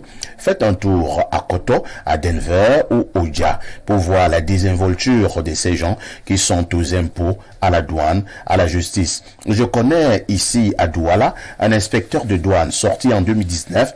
Il est en train de construire à Yassa un immeuble qui aura 32 appartements et 2 chambres, salon, cuisine. Les travaux s'achèveront en février 2023. Il a épargné combien par mois? Pendant combien de temps? C'est grave, Perfecto. Ces gars dépensent au moins 100 000 chaque soir dans un snack bar à Bali. Perfecto. Pourquoi on n'arrête pas le... Non, Jonathan, je ne vais pas lire ça. Toi, tu veux que je vienne dire à la télé pourquoi on n'arrête pas tel. Bon, je préfère lire un autre message.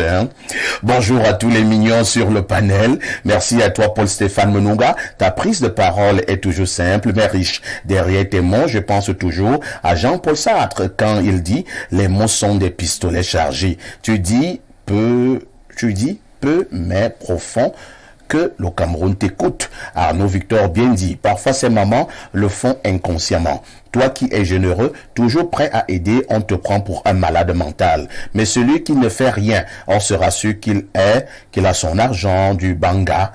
Comment ne pas être frustré? Nous les victimes, on n'a que nos yeux pour pleurer. Mika depuis Obamangola. Oh Mika, je comprends vraiment que vous êtes une victime. Mais moi, je vais donner un conseil à ces enfants qui ont subi ce genre de frustration en famille ou qui subissent encore, c'est de transcender cela. Tout à fait. C'est-à-dire que cela soit plutôt pour vous comme une motivation. Tout à fait. Merci pour le mot Arnaud. Que ce soit pour vous comme une motivation. C'est-à-dire, vous êtes tous en famille, vous voyez même quand on sert à manger, on sert beaucoup plus à d'autres enfants, mais pas à toi. Exactement. Ton plat est toujours très maigre. Mais tes autres frères ont des morceaux de viande un peu plus parlants et tout et tout. Mais que ce soit comme une motivation. Et pour ces enfants-là, je leur demande de mettre la tête à l'école. Exactement. De mettre la tête à l'école. Voilà l'astuce. Étudier comme un fou. Même avec ton étude là, tu vas dicter la loi. Parce que quand tu auras... Parce que habituellement, les enfants dont on dit aimer là, on les empiffre de nourriture, tout ça. Et ils n'étudient pas, ils n'ont même plus la force d'étudier. Le ventre est toujours plein. Ils dorment comme des fous. Ainsi de suite. Habituellement, ce sont des cancres. Mais toi quelqu'un l'a dit sur ce plateau, on pense te faire du mal. Mais en réalité, on est en train de te forger. Donc, que cela ne continue pas à vous frustrer. mettez votre tête dans l'étude, mettez votre tête dans l'effort. Lisons encore ce message. Bonjour Perfecto Lonkuta de modérateur. Vraiment, les Camerounais vont nous tuer avec les titres spécialistes en question de ceci, spécialistes en question de cela. Dans tout cela, rien ne bouge et les Camerounais souffrent davantage. Mon frère, toi, tu veux régler les comptes. Autre message ce matin. Bonjour les lions du micro. Vraiment, le Cameroun est très compliqué. Nos dirigeants ont bien assimilé les leçons du capitalisme occidental. Ils imitent exactement ce qui a fonctionné en son temps en France. Les hauts fonctionnaires camerounais ont mis en place un système qui est ordonné et fait faire quoi dès le sommet. Ce système est devenu plus accentué depuis le putsch du 6 avril. Le président de la République du Cameroun, sauvé de justesse, a laissé le pays entre les mains des vautours. Ils organisent le vol à ciel ouvert au mépris du peuple. Lorsque le partage tourne mal, ils sacrifient les plus faibles et sur toute la chaîne. Le reste est un jeu. André Etogué depuis Oja. Autre message ce jour. Bonjour les Bao. Parfait, je ne comprends pas cette histoire. Ça veut dire quoi qu'on accuse quelqu'un pour avoir détourné beaucoup de milliards et à la fin, on s'arrête à un seul milliard. Mais trouve quand même raisonnable de prononcer une sentence de 17 ans de prison. Je ne comprends pas. Est-ce qu'on doit se lever un matin et inventer un montant pour incriminer un individu? Parfait, on ne tâtonne pas avec ce genre de choses. Ça, c'est de la sorcellerie. Rodrigue Tchouj, le banganté de luxe doit la Bonanjo. Oh, Rodrigue, ça faisait longtemps, tu n'étais plus passé par ici, le baganté de luxe. Rodrigue, la question qu'on posait est fondamentale. Moi, je ne sais pas si ces gens jouent avec des chiffres. On annonce à grande pompe que on a arrêté parfois ici pour 200 milliards. Enfin, ce n'est qu'un exemple, vous savez que ce n'est pas possible. Après 6 ans de procès, on dit finalement, parfois, avait détourné 32 millions. Est-ce que notre justice, est-ce que dans notre justice, c'est la comédie? Ben, ça ressemble au théâtre, la Menunga. Ce sont des artistes. Spectacularisation de l'opération. Lisons encore cet autre message, hein. Alors, c'est le message qui nous vient du 240. Je prends celui qui nous vient plutôt du plus 43. Le plus 43, moi je connais pas. Hein. Il va nous dire de quel pays il s'agit. L'amour d'une mère pour un enfant est équivalent à l'amour de cette mère pour le père de cet enfant. Comme c'est seulement la mère qui connaît le père. Disons certaines mères qui connaissent le père. Il y a même d'autres mères qui ne connaissent pas. Bonjour parfait, il y a tout ton panel. Moi j'ai tout laissé pour ma famille à l'étranger, ma propre maman, malgré tout ce que je fais pour elle, c'est ma petite qu'elle préfère. C'est quand je lui donne de l'argent qu'elle fait semblant. Parfait, maintenant ils se sont ligués contre moi pour en finir avec ma vie. Ces dénonciations me touchent beaucoup. C'est Dr Catherine. Je savais que cette dénonciation allait toucher beaucoup de gens. Je le savais. Dr Catherine, sois fort et surtout n'abandonne pas Dieu. Je n'ai pas dit l'église. N'abandonne pas Dieu. C'est le médicament de toutes les sorcières. Et si vous voyez une maman qui agit comme ça, Catherine, c'est une sorcière. Et maintenant, pour moi, le traitement des sorciers est un traitement, c'est comme une chirurgie sans anesthésie. Parce que même ta propre mère, là, peut te manger au petit bouillon. Lisons encore un autre message. Alors, Arnaud nous dit que le 43, c'est le Congo. Bonjour Perfecto. Est-ce qu'un parent peut aimer tous ses enfants au même degré? Je pense non. Les parents aiment régulièrement tous les enfants, mais il y a un qui est plus et très aimé. Mais le danger, c'est d'exposer cet amour. C'est Landry et Chémon qui nous envoie le message. Je vous amène au 241. Au Gabon. C'est le Gabon.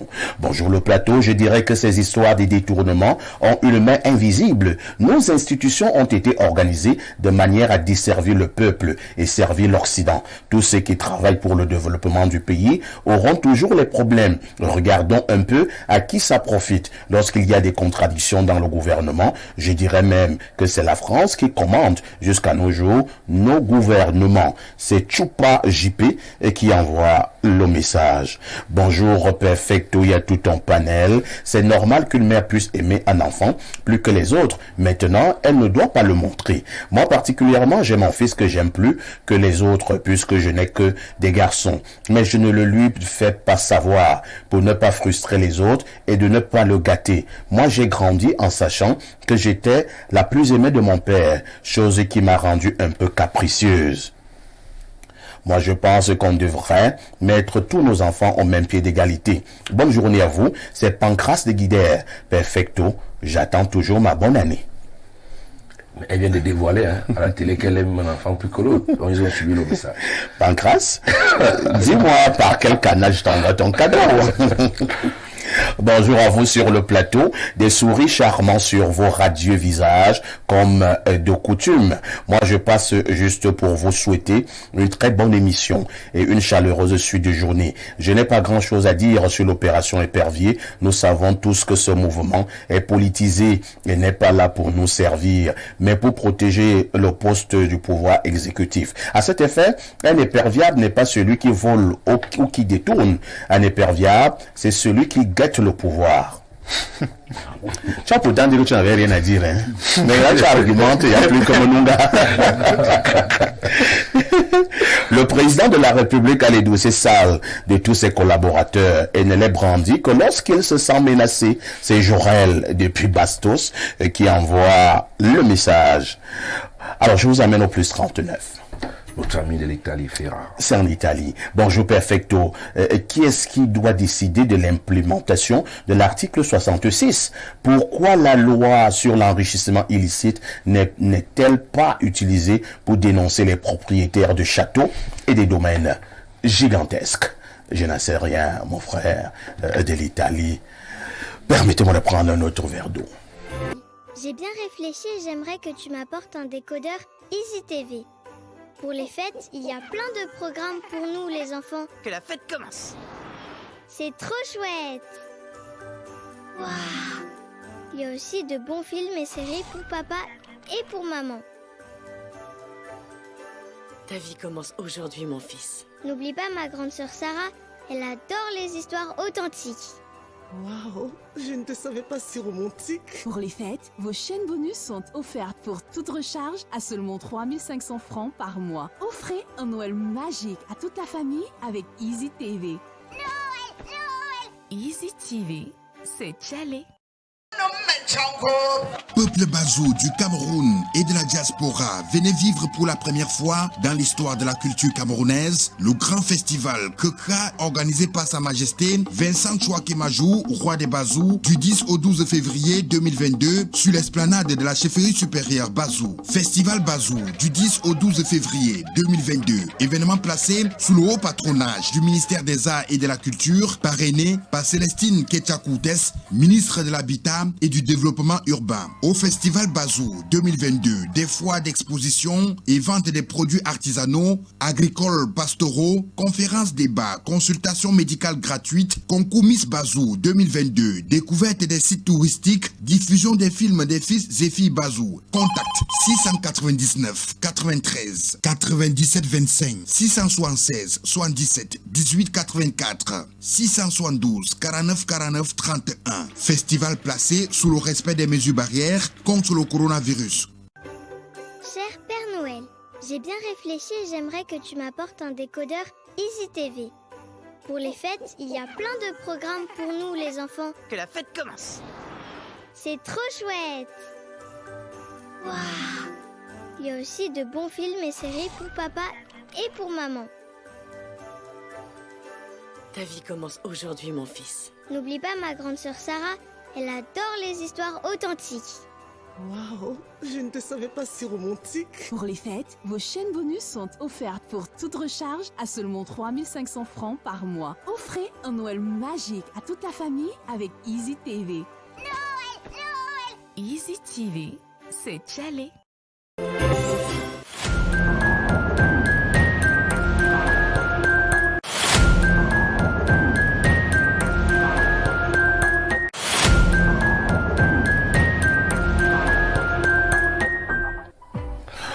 retour sur votre plateau Espace Mini. On ne le dira jamais assez. Tous les jours de lundi à vendredi, 10h, 11h52. En ouverture, je vous le faisais savoir, plus que pratiquement 9 jours.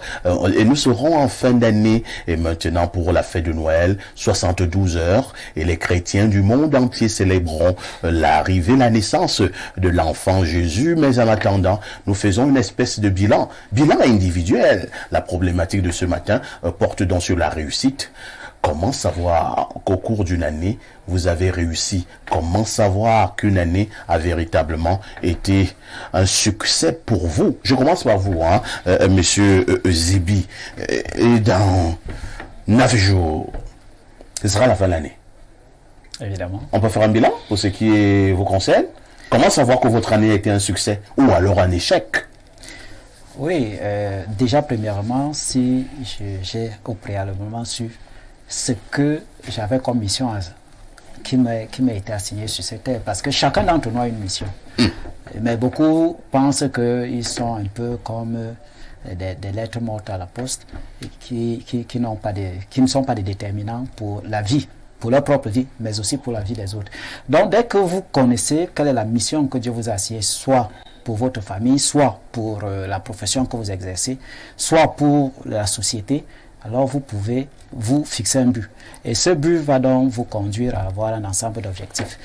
Alors, quel est donc l'objectif? Cet objectif, en fonction de vos années, vous pouvez les détacher. Donc, je vais peut-être échelonner sur 5 ans, sur 3 ans, sur 2 ans. Et comme vous parlez spécifiquement de cette année, vous vous dites, cette année, voilà, parmi les objectifs généraux que je me suis fixé, voilà un objectif que je devrais atteindre cette année. Et à cela signifie que ça se passe en début d'année. Ça se passe en principe, parfois même avant, même, c'est-à-dire que vous pouvez échelonner même sur 2, 3, 4 ans, ou alors même pour certains, c'est-à-dire lorsque l'objectif spécifique est concerné par l'année, c'est normal qu'en tout début d'année, que vous asseyez et que vous essayez donc de définir donc maintenant qu'est-ce que je vais atteindre pour cette année.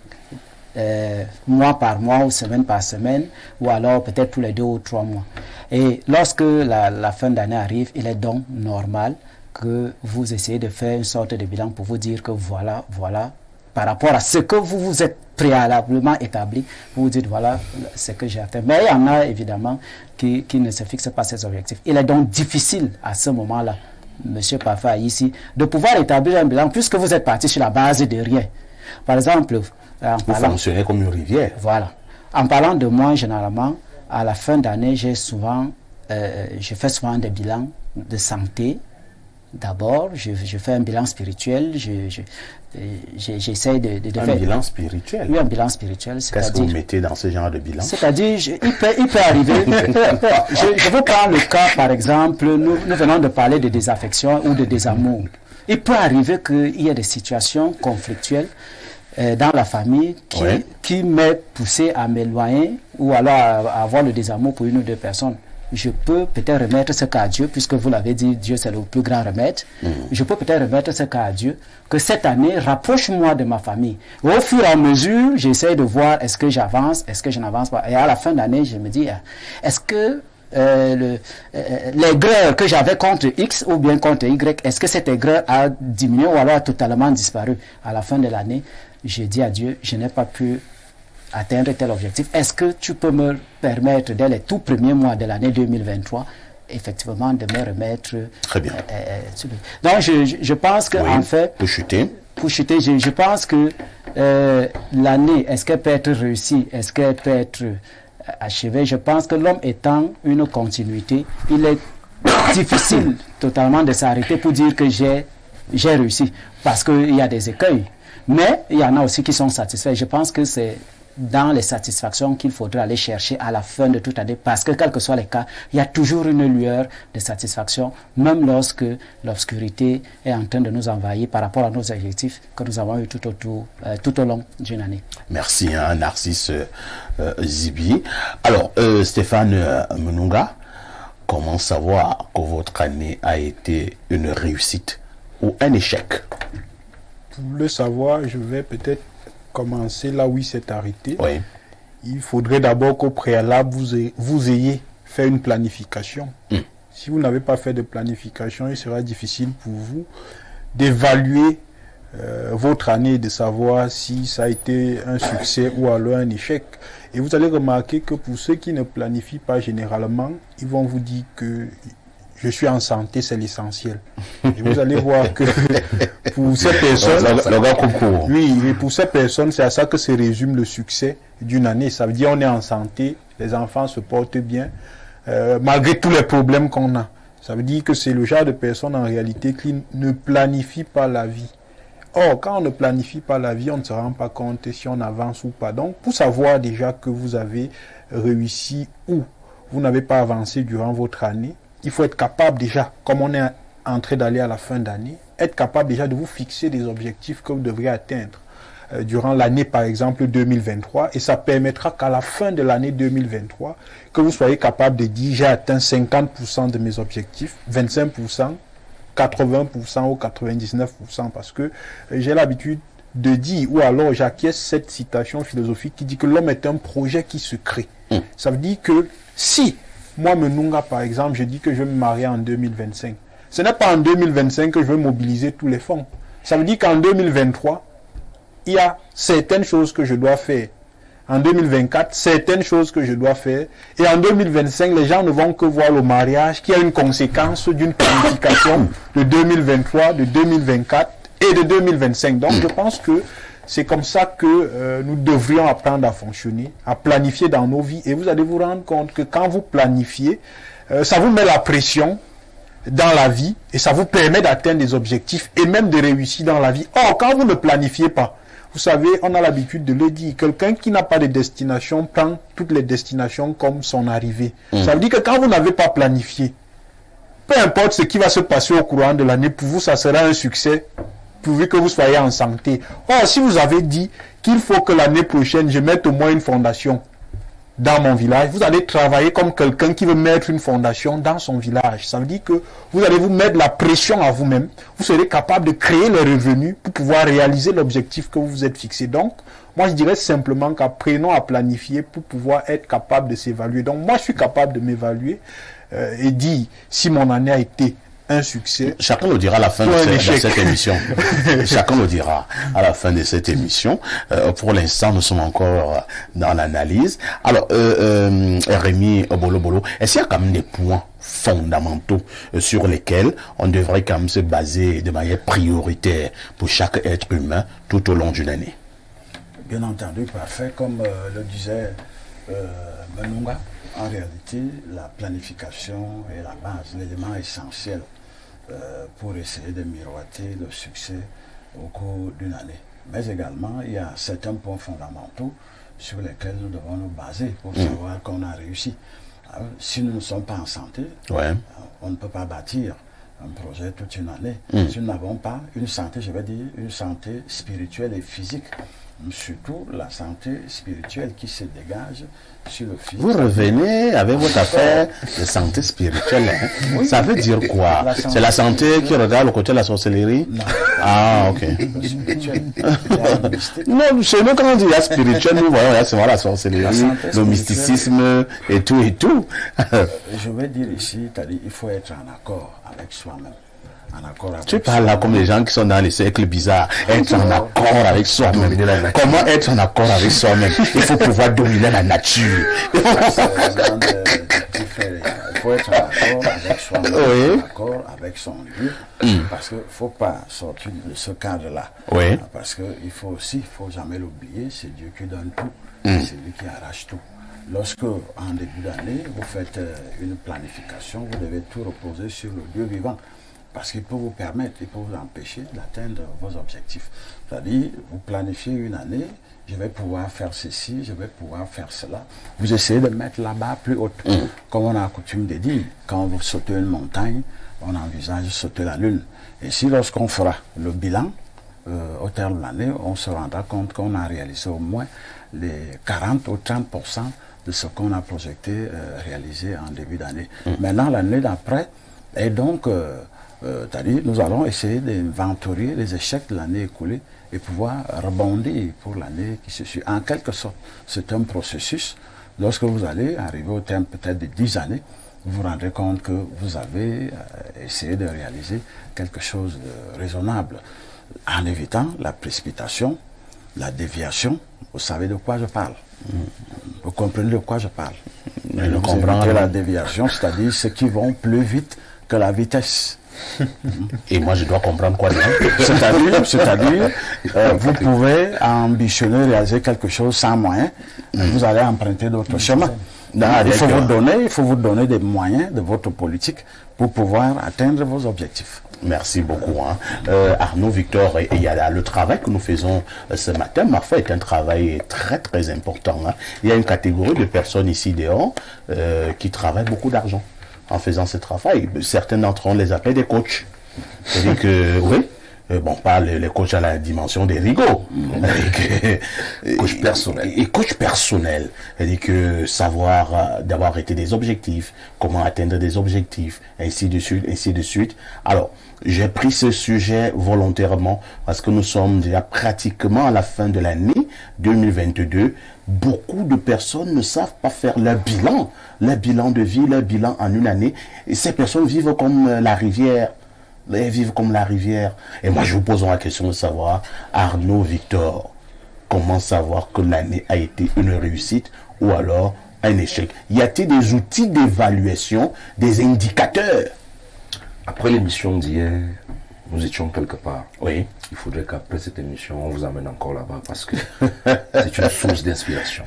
Il faut dire aux téléspectateurs, après l'émission d'hier, nous sommes allés manger un bout et en buvant du bon vin. Je pense que c'est à partir de là que vous avez été dignement inspiré pour mettre cette thématique. On ne peut pas faire un bilan annuel si on ne peut pas d'abord faire un bilan journalier. Beaucoup de Camerounais vivent comme moi à l'époque, comme des moutons. C'est-à-dire vous êtes omnibulé par la routine. Non, on fait un bilan de sa vie tous les jours. J'aime bien cette citation qui dit « N'attendez jamais le jour du jugement dernier, car vous le vivez tous les jours. » Et surtout que personne ne sait ni l'heure ni le moment. Il faut donc faire le bilan de sa journée, je dis bien tous les jours. Je vais partager avec les téléspectateurs en quelques secondes mon bilan journalier. Moi, je me lève tous les jours à 4 heures du matin. C'est déjà écrit comme ça. C'est-à-dire, même si je suis couché à 4 heures, il n'y a rien à faire. C'est déjà un automatisme que j'ai développé. 4 heures du matin, quand je me lève, moi, je suis chrétien. J'ai une petite causerie avec Dieu. Dès qu'on a fini de causer, je vais directement vers mon téléphone. Dans mon téléphone, j'ai la grâce déjà d'avoir la revue de la presse, tout au moins les journaux, les tabloïds. Je n'ai pas à court, je visite encore le thème d'espace miné. C'est pourquoi en entrée ici, je vous ai parlé d'espace miné. Tout à fait. Je visite le thème d'espace miné, je cherche quelques angles d'analyse, je prépare la dénonciation. Quand j'ai fini, vers les 5 heures, je fais le maximum d'efforts pour réveiller les enfants, avec leur maman également. On a encore une autre causerie ensemble avec Dieu. Quand on a fini, ceux qui sont déjà à un certain âge peuvent aller passer un dernier coup d'œil sur leur cahier.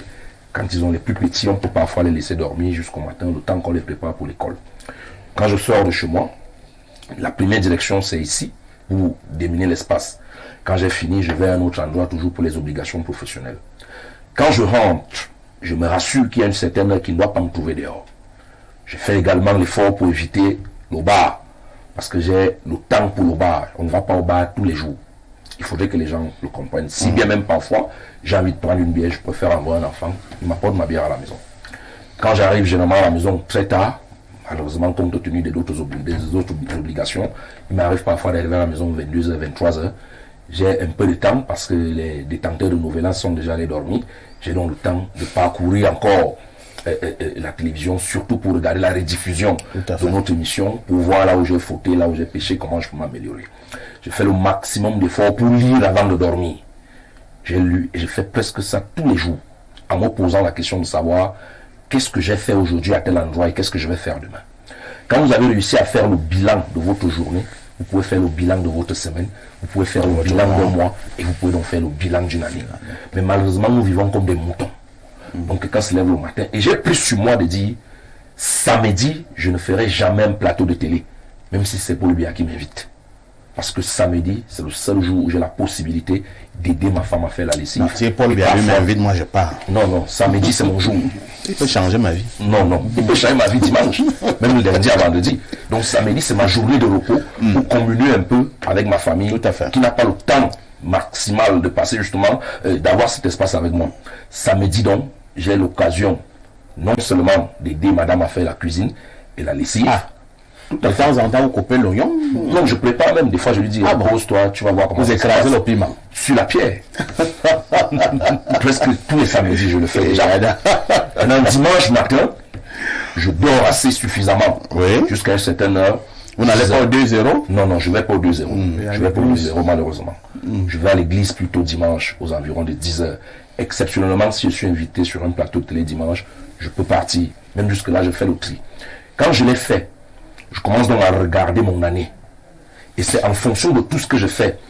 Je classifie donc. Sur le plan professionnel, il y a tellement de manquements. Je dois encore aller chercher pour grandir, pour assumer véritablement le santé de journaliste. Je dois beaucoup lire. Je dois avoir les moyens pour me procurer des livres. Je dois. Je regarde maintenant sur le plan de la santé sentimentale. Parce que, à l'époque, quand j'étais encore très pauvre, maintenant vous êtes riche. J'étais très pauvre, maintenant je suis pauvre, pas très. D'accord. Quand j'étais très pauvre, les femmes me fuyaient. Depuis un temps, elles viennent vers moi. Et il faudrait maintenant que je puisse jouer avec cette situation pour ne pas mettre en péril ma relation qui me supporte depuis longtemps. Il faut donc juguler avec ça. Donc, sur le plan spirituel et sentimental, je vais les rejoindre. J'ai beaucoup de choses à revoir tous les jours au quotidien pour ne pas tomber dans l'euphorie. Je travaille dans cet aspect de moi, avec maintenant une manière de communiquer avec moi-même. Et la meilleure manière pour moi de communiquer avec moi-même, c'est dans la lecture. Je passe beaucoup de temps à lire. Dès que je l'ai fait, je puisse vous assurer que au soir du 31 décembre, je n'aurai pas beaucoup d'efforts à faire sur mon bilan. Parce que tous les jours, avant de dormir, j'ai fait un bilan journalier. Ça va se répercuter. Et je vous dirai ce qui a marché à la fin de l'émission. Très bien. Et ce qui n'a pas marché. Merci beaucoup, Arnaud, Victor et Yada. On va lire encore quelques messages de téléspectateurs. Je vous amène au 240. Guinée équatoriale, je crois. Alors, qu'est-ce qu'on nous dit ici? Bonjour, pour moi, avoir réussi mon année est de savoir que j'ai réalisé les objectifs dont je me suis fixé en début de cette année. Rodriguez Moreno depuis New York. Je dis bonjour. Il est à New York, mais il me dit qu'il continue à utiliser son WhatsApp lorsqu'il avait en Guinée équatoriale. 240, c'est la Guinée. C'est la Guinée équatoriale. Donc, je dis bonjour à Francinette Ateba et surtout, monsieur le directeur, s'il vous plaît, invitez là aussi à l'émission Espace Miné. Ce bonhomme, tous les jours, m'envoie presque ce message. Il dit Francinette. Et lui dit Francinette Ateba. Alors que c'est Francine Ateba. Il veut voir Francine Ateba à Espace Miné. D'accord. Mon frère, j'ai compris. Je verrai dans quelle mesure appeler Francine pour déminer l'espace. Autre message ce jour, je vous emmène au 241. Au Gabon. C'est le Gabon. Bonjour le plateau, bonjour parfait ici. J'ai dit un grand bonjour à mes frangins Paul Stéphane et Arnaud Victor. Victor, prépare-toi à venir faire le MC pour mon mariage au Gabon dans bientôt concernant donc maître de cérémonie. Ouais, ça c'est un gros pointage. D'accord, Master of Ceremony. Mettez le paquet. Faut qu'on ait ça, naturellement. Non, il n'y a pas de souci. C'est 2 billets d'avion, on va avoir avec tout le nécessaire. Tout à fait. On va déminer là-bas. Et toutes les mesures d'accompagnement, parce que nous sommes des Bantous. Tout à fait. J'espère que notre ami du Gabon comprend cela. Alors, il dit que concernant le thème, je pense, il n'y a aucun bilan à faire sur les années. Ça dépend effectivement de votre mission sur Terre. Il y a beaucoup de choses à dire sur le sujet. Paul Stéphane va nous éclairer, comme d'habitude, avec sa clairvoyance. C'est Gislain Fabrice Epinda, depuis le Gabon, qui envoie donc le message. Autre préoccupation. Qu'est-ce qu'il dit là? Je vois la PR, monsieur parfait ici. Ça veut dire quoi? C'est professeur, monsieur ici? Moi, je ne suis pas encore professeur. Je suis président de la République. Ou bien. Alors, cette histoire illustre mieux la justice camerounaise. Par une belle matinée, les chasseurs poursuivaient les chevaux dans la forêt. Pris de panique, même un zèbre s'est mis à courir à folie. Un éléphant à côté lui demanda « Mais pourquoi cours-tu? Ne vois-tu pas qu'on poursuit les chevaux et tu es un zèbre ?» Le zèbre de répondre « Oui, je sais, mais le temps d'expliquer aux chasseurs que je suis un zèbre et non un cheval, cela me prendra au moins 20 ans. » C'est professeur Ngondom Solange qui envoie le message. Il y a des gens qui ont la sagesse. Les hommes aussi préfèrent prendre la fuite. On peut nous confondre.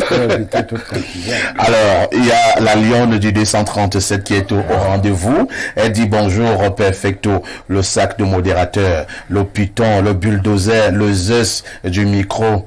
Et au panel, le tout n'est pas d'arrêter les détourneurs, mais de récupérer les biens publics détournés. C'est de ça qu'il s'agit. Larry Saval, la lionne du 237, elle nous revient en disant, moi j'attends toujours le chocolat de France, en espérant que ça produit les intérêts. Et bébé chocolat, incroyable. La lionne. Je vous amène au plus 43. Au Congo. Donc, ce n'était pas le 243, c'est le 0043. Et le monsieur est revenu à la charge, il nous dit c'est l'Autriche. Donc, oui, c'est le 0043. Et non le 240. Oui. Donc, il nous suit à partir de l'Autriche. Et il nous dit finalement, bonne journée. Bonne journée, mon ami, du côté de l'Autriche. Autre message ce matin.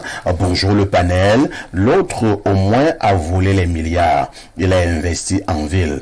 Pour d'autres, on ne voit même pas. Parfait depuis Carrefour Arda. Merci, hein, perfecto. Autre message ici. Bonjour mes enfants, merci de soulever ces problèmes qui détruisent les familles. Je suis parent, j'ai misé sur l'aîné de mes enfants, mais aujourd'hui je lui ai donné le luxe, mon fils ne manquait de rien. Aujourd'hui c'est lui, le Bob Marley de soi.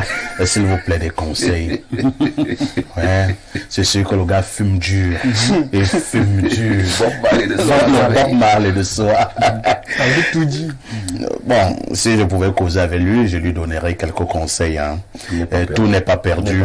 Surtout qu'il aime bien d'abord qu'à m'asseoir, il est encore très récupérable. Autre message, et on reviendra sur le plateau. Bonjour chers tous. Concernant la dénonciation, ce problème est aussi vieux que le monde. Rebecca, l'épouse d'Isaac, avait permis que Jacob usurpe la bénédiction promise à Ésaü. Cela avait créé une inimitié entre les enfants. Joseph a subi la jalousie de ses frères à cause de la sympathie prononcée de Jacob. Il est préférable d'être philosophe. Quand je peux agir, j'agis, et quand je ne peux pas agir, j'observe. Et celui qui subit ces désagréments doit intégrer dans sa vie que le monde est injuste et prendre de la hauteur. Il s'agit de Maury Christophe, hein, qui nous envoie donc le message. Il y a un autre là, nous repartons au 241. Il dit bonjour, comment Arnaud Eyada fait pour avoir une telle éloquence? C'est Arthur Habitam. Si quelqu'un se lève tous les jours à 4 heures, qu'est-ce que tu veux? Il a d'abord sa causerie avec Dieu. Il y a 5 heures, il a une causerie avec Dieu, avec toute la famille. Il cause d'abord seul avec Dieu. Et tout ça. Bon, c'est compliqué, hein? Eyada est un bantou. Eyada, on t'avait donné au village. Eyada, vraiment, au téléphone, si je pense que les téléspectateurs vont cotiser, hein, pour acheter un autre.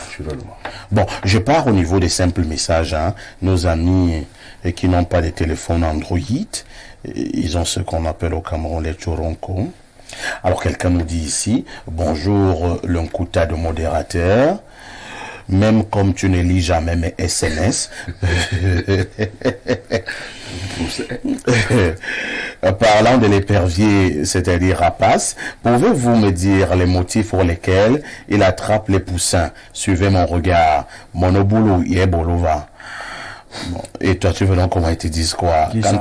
Quand tu me poses des questions bizarres comme ça, qui sont dans les poussins? Un autre message, parfait, que Dieu te protège davantage. Ma question, pourquoi M. Vamoulke a refusé 8 millions de salaires?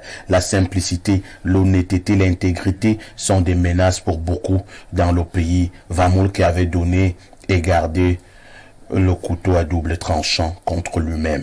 C'est un simi de Douala qui envoie le message. Il nous reste 8 minutes à passer ensemble. Je recommence par vous, Monsieur Zibi.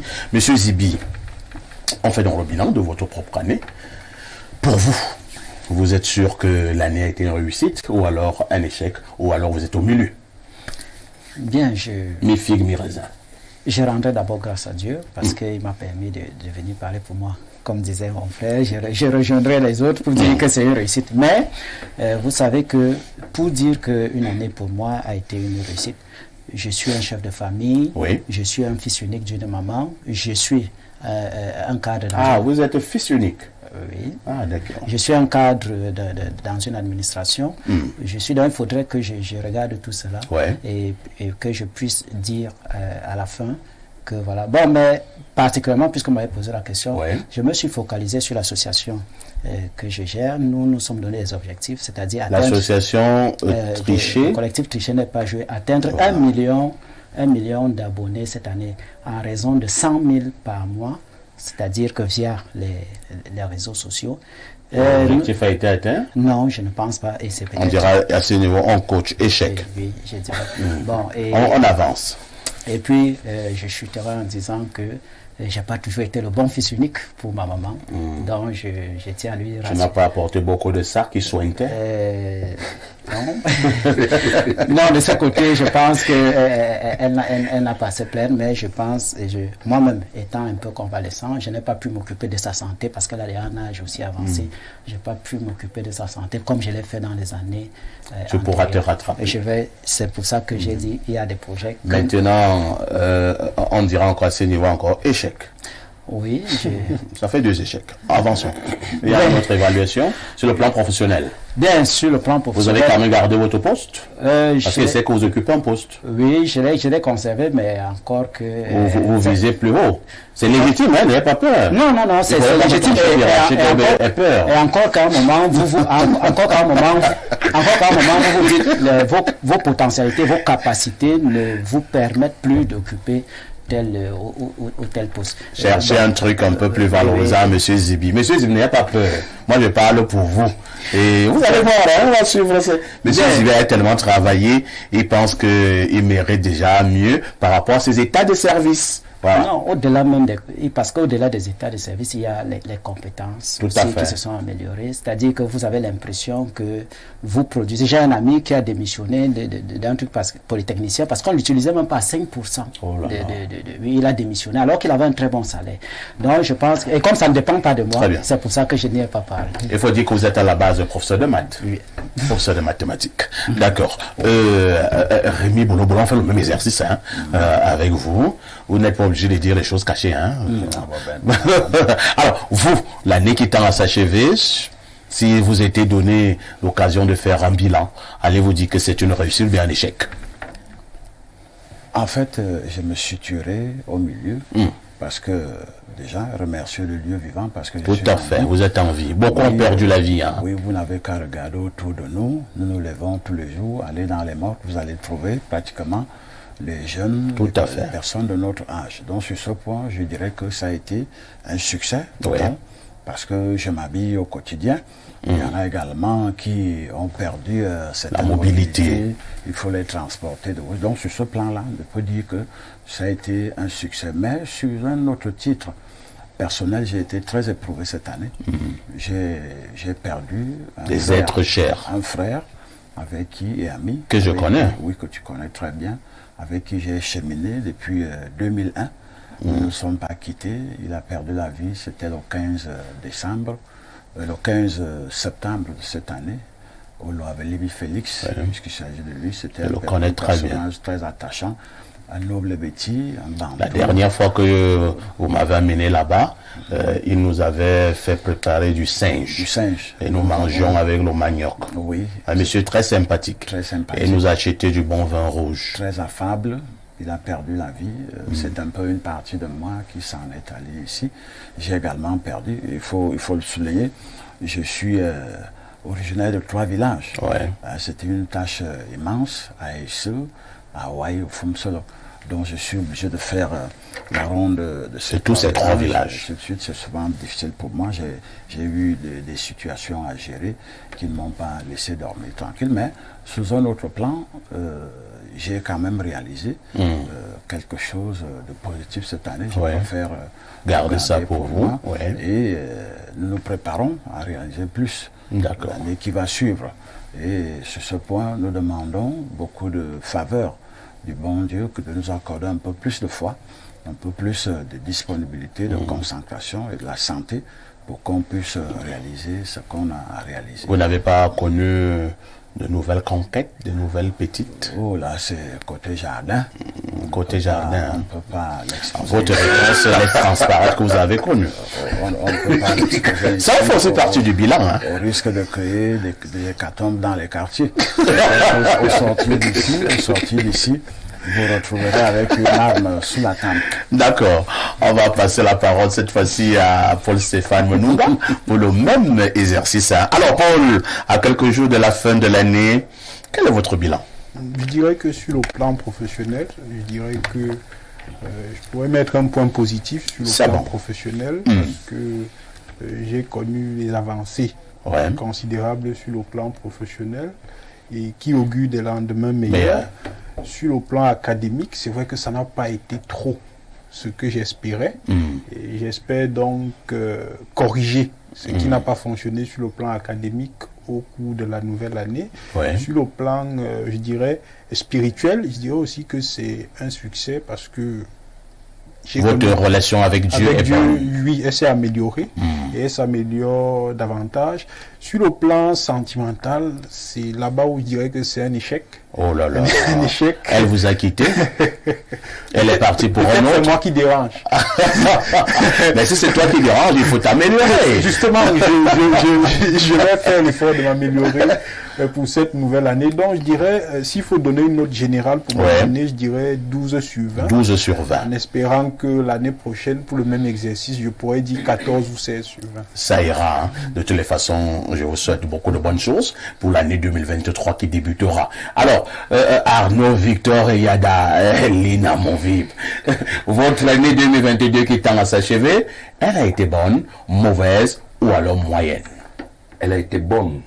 Elle aurait été très bonne si je n'avais pas perdu également certains êtres chers. Je vais donc m'incliner devant leur mémoire aujourd'hui parce qu'on a vu janvier ensemble et malheureusement on ne verra pas à décembre ensemble. Mon année a été justement bonne parce que j'ai commencé une très grande plantation sur le plan intellectuel. J'ai défriché, j'ai sémé et là maintenant, cette année qui va commencer, je vais bien arroser pour que les fruits puissent apparaître et je pense que la partie de l'année prochaine, je vais récolter et ça aura donc un impact sur le plan financier, sur le plan matériel. Et beaucoup plus, ça viendra renforcer le plan spirituel également. Et je n'allais pas créer cette plantation sans les efforts de ma voisine de lit, à qui je rends hommage, un vivant hommage. Tout à fait. Certainement en lui disant merci d'être toujours là et d'accepter parfois ces quelques moments d'égarement. Donc je pense que il suffit de regarder Espace Miné pour comprendre que mon année a été très bonne parce que vous avez commencé ce projet quand vous êtes arrivé ici. Tout à fait. Vous avez choisi sur vous de me faire confiance, de me mettre à vos côtés avec la bénédiction du président directeur général. Je crois qu'au fur et à mesure, on multiplie les efforts pour que les Camerounais soient contents. Rien que par le touchement de cette émission, je pense que j'ai eu une année parfaite parce que c'est toujours une joie pour moi de venir ici tous les matins et d'entendre avec tout ceci. Que faites-vous encore? Merci Arnaud Victor. Merci à Arnaud Paul-Stéphane Monunga qui était selon là ce matin. Il est analyste politique. Merci également à Rémi Bolo, communicateur, mais également juriste, mais aussi homme politique. Merci à Narcisse Zibi qui est enseignant de formation, qui nous a aussi rendu visite ce matin. Et pourquoi ne pas dire merci encore à Arnaud Victor. De toutes les façons, en ce qui me concerne, je ne ferai pas mon bilan aujourd'hui. Moi, j'ai écouté le bilan des autres. Mais s'il fallait quand même parler de mon bilan de cette année 2022 qui tend à s'achever, le bilan est extrêmement moyen. Le bilan est extrêmement moyen.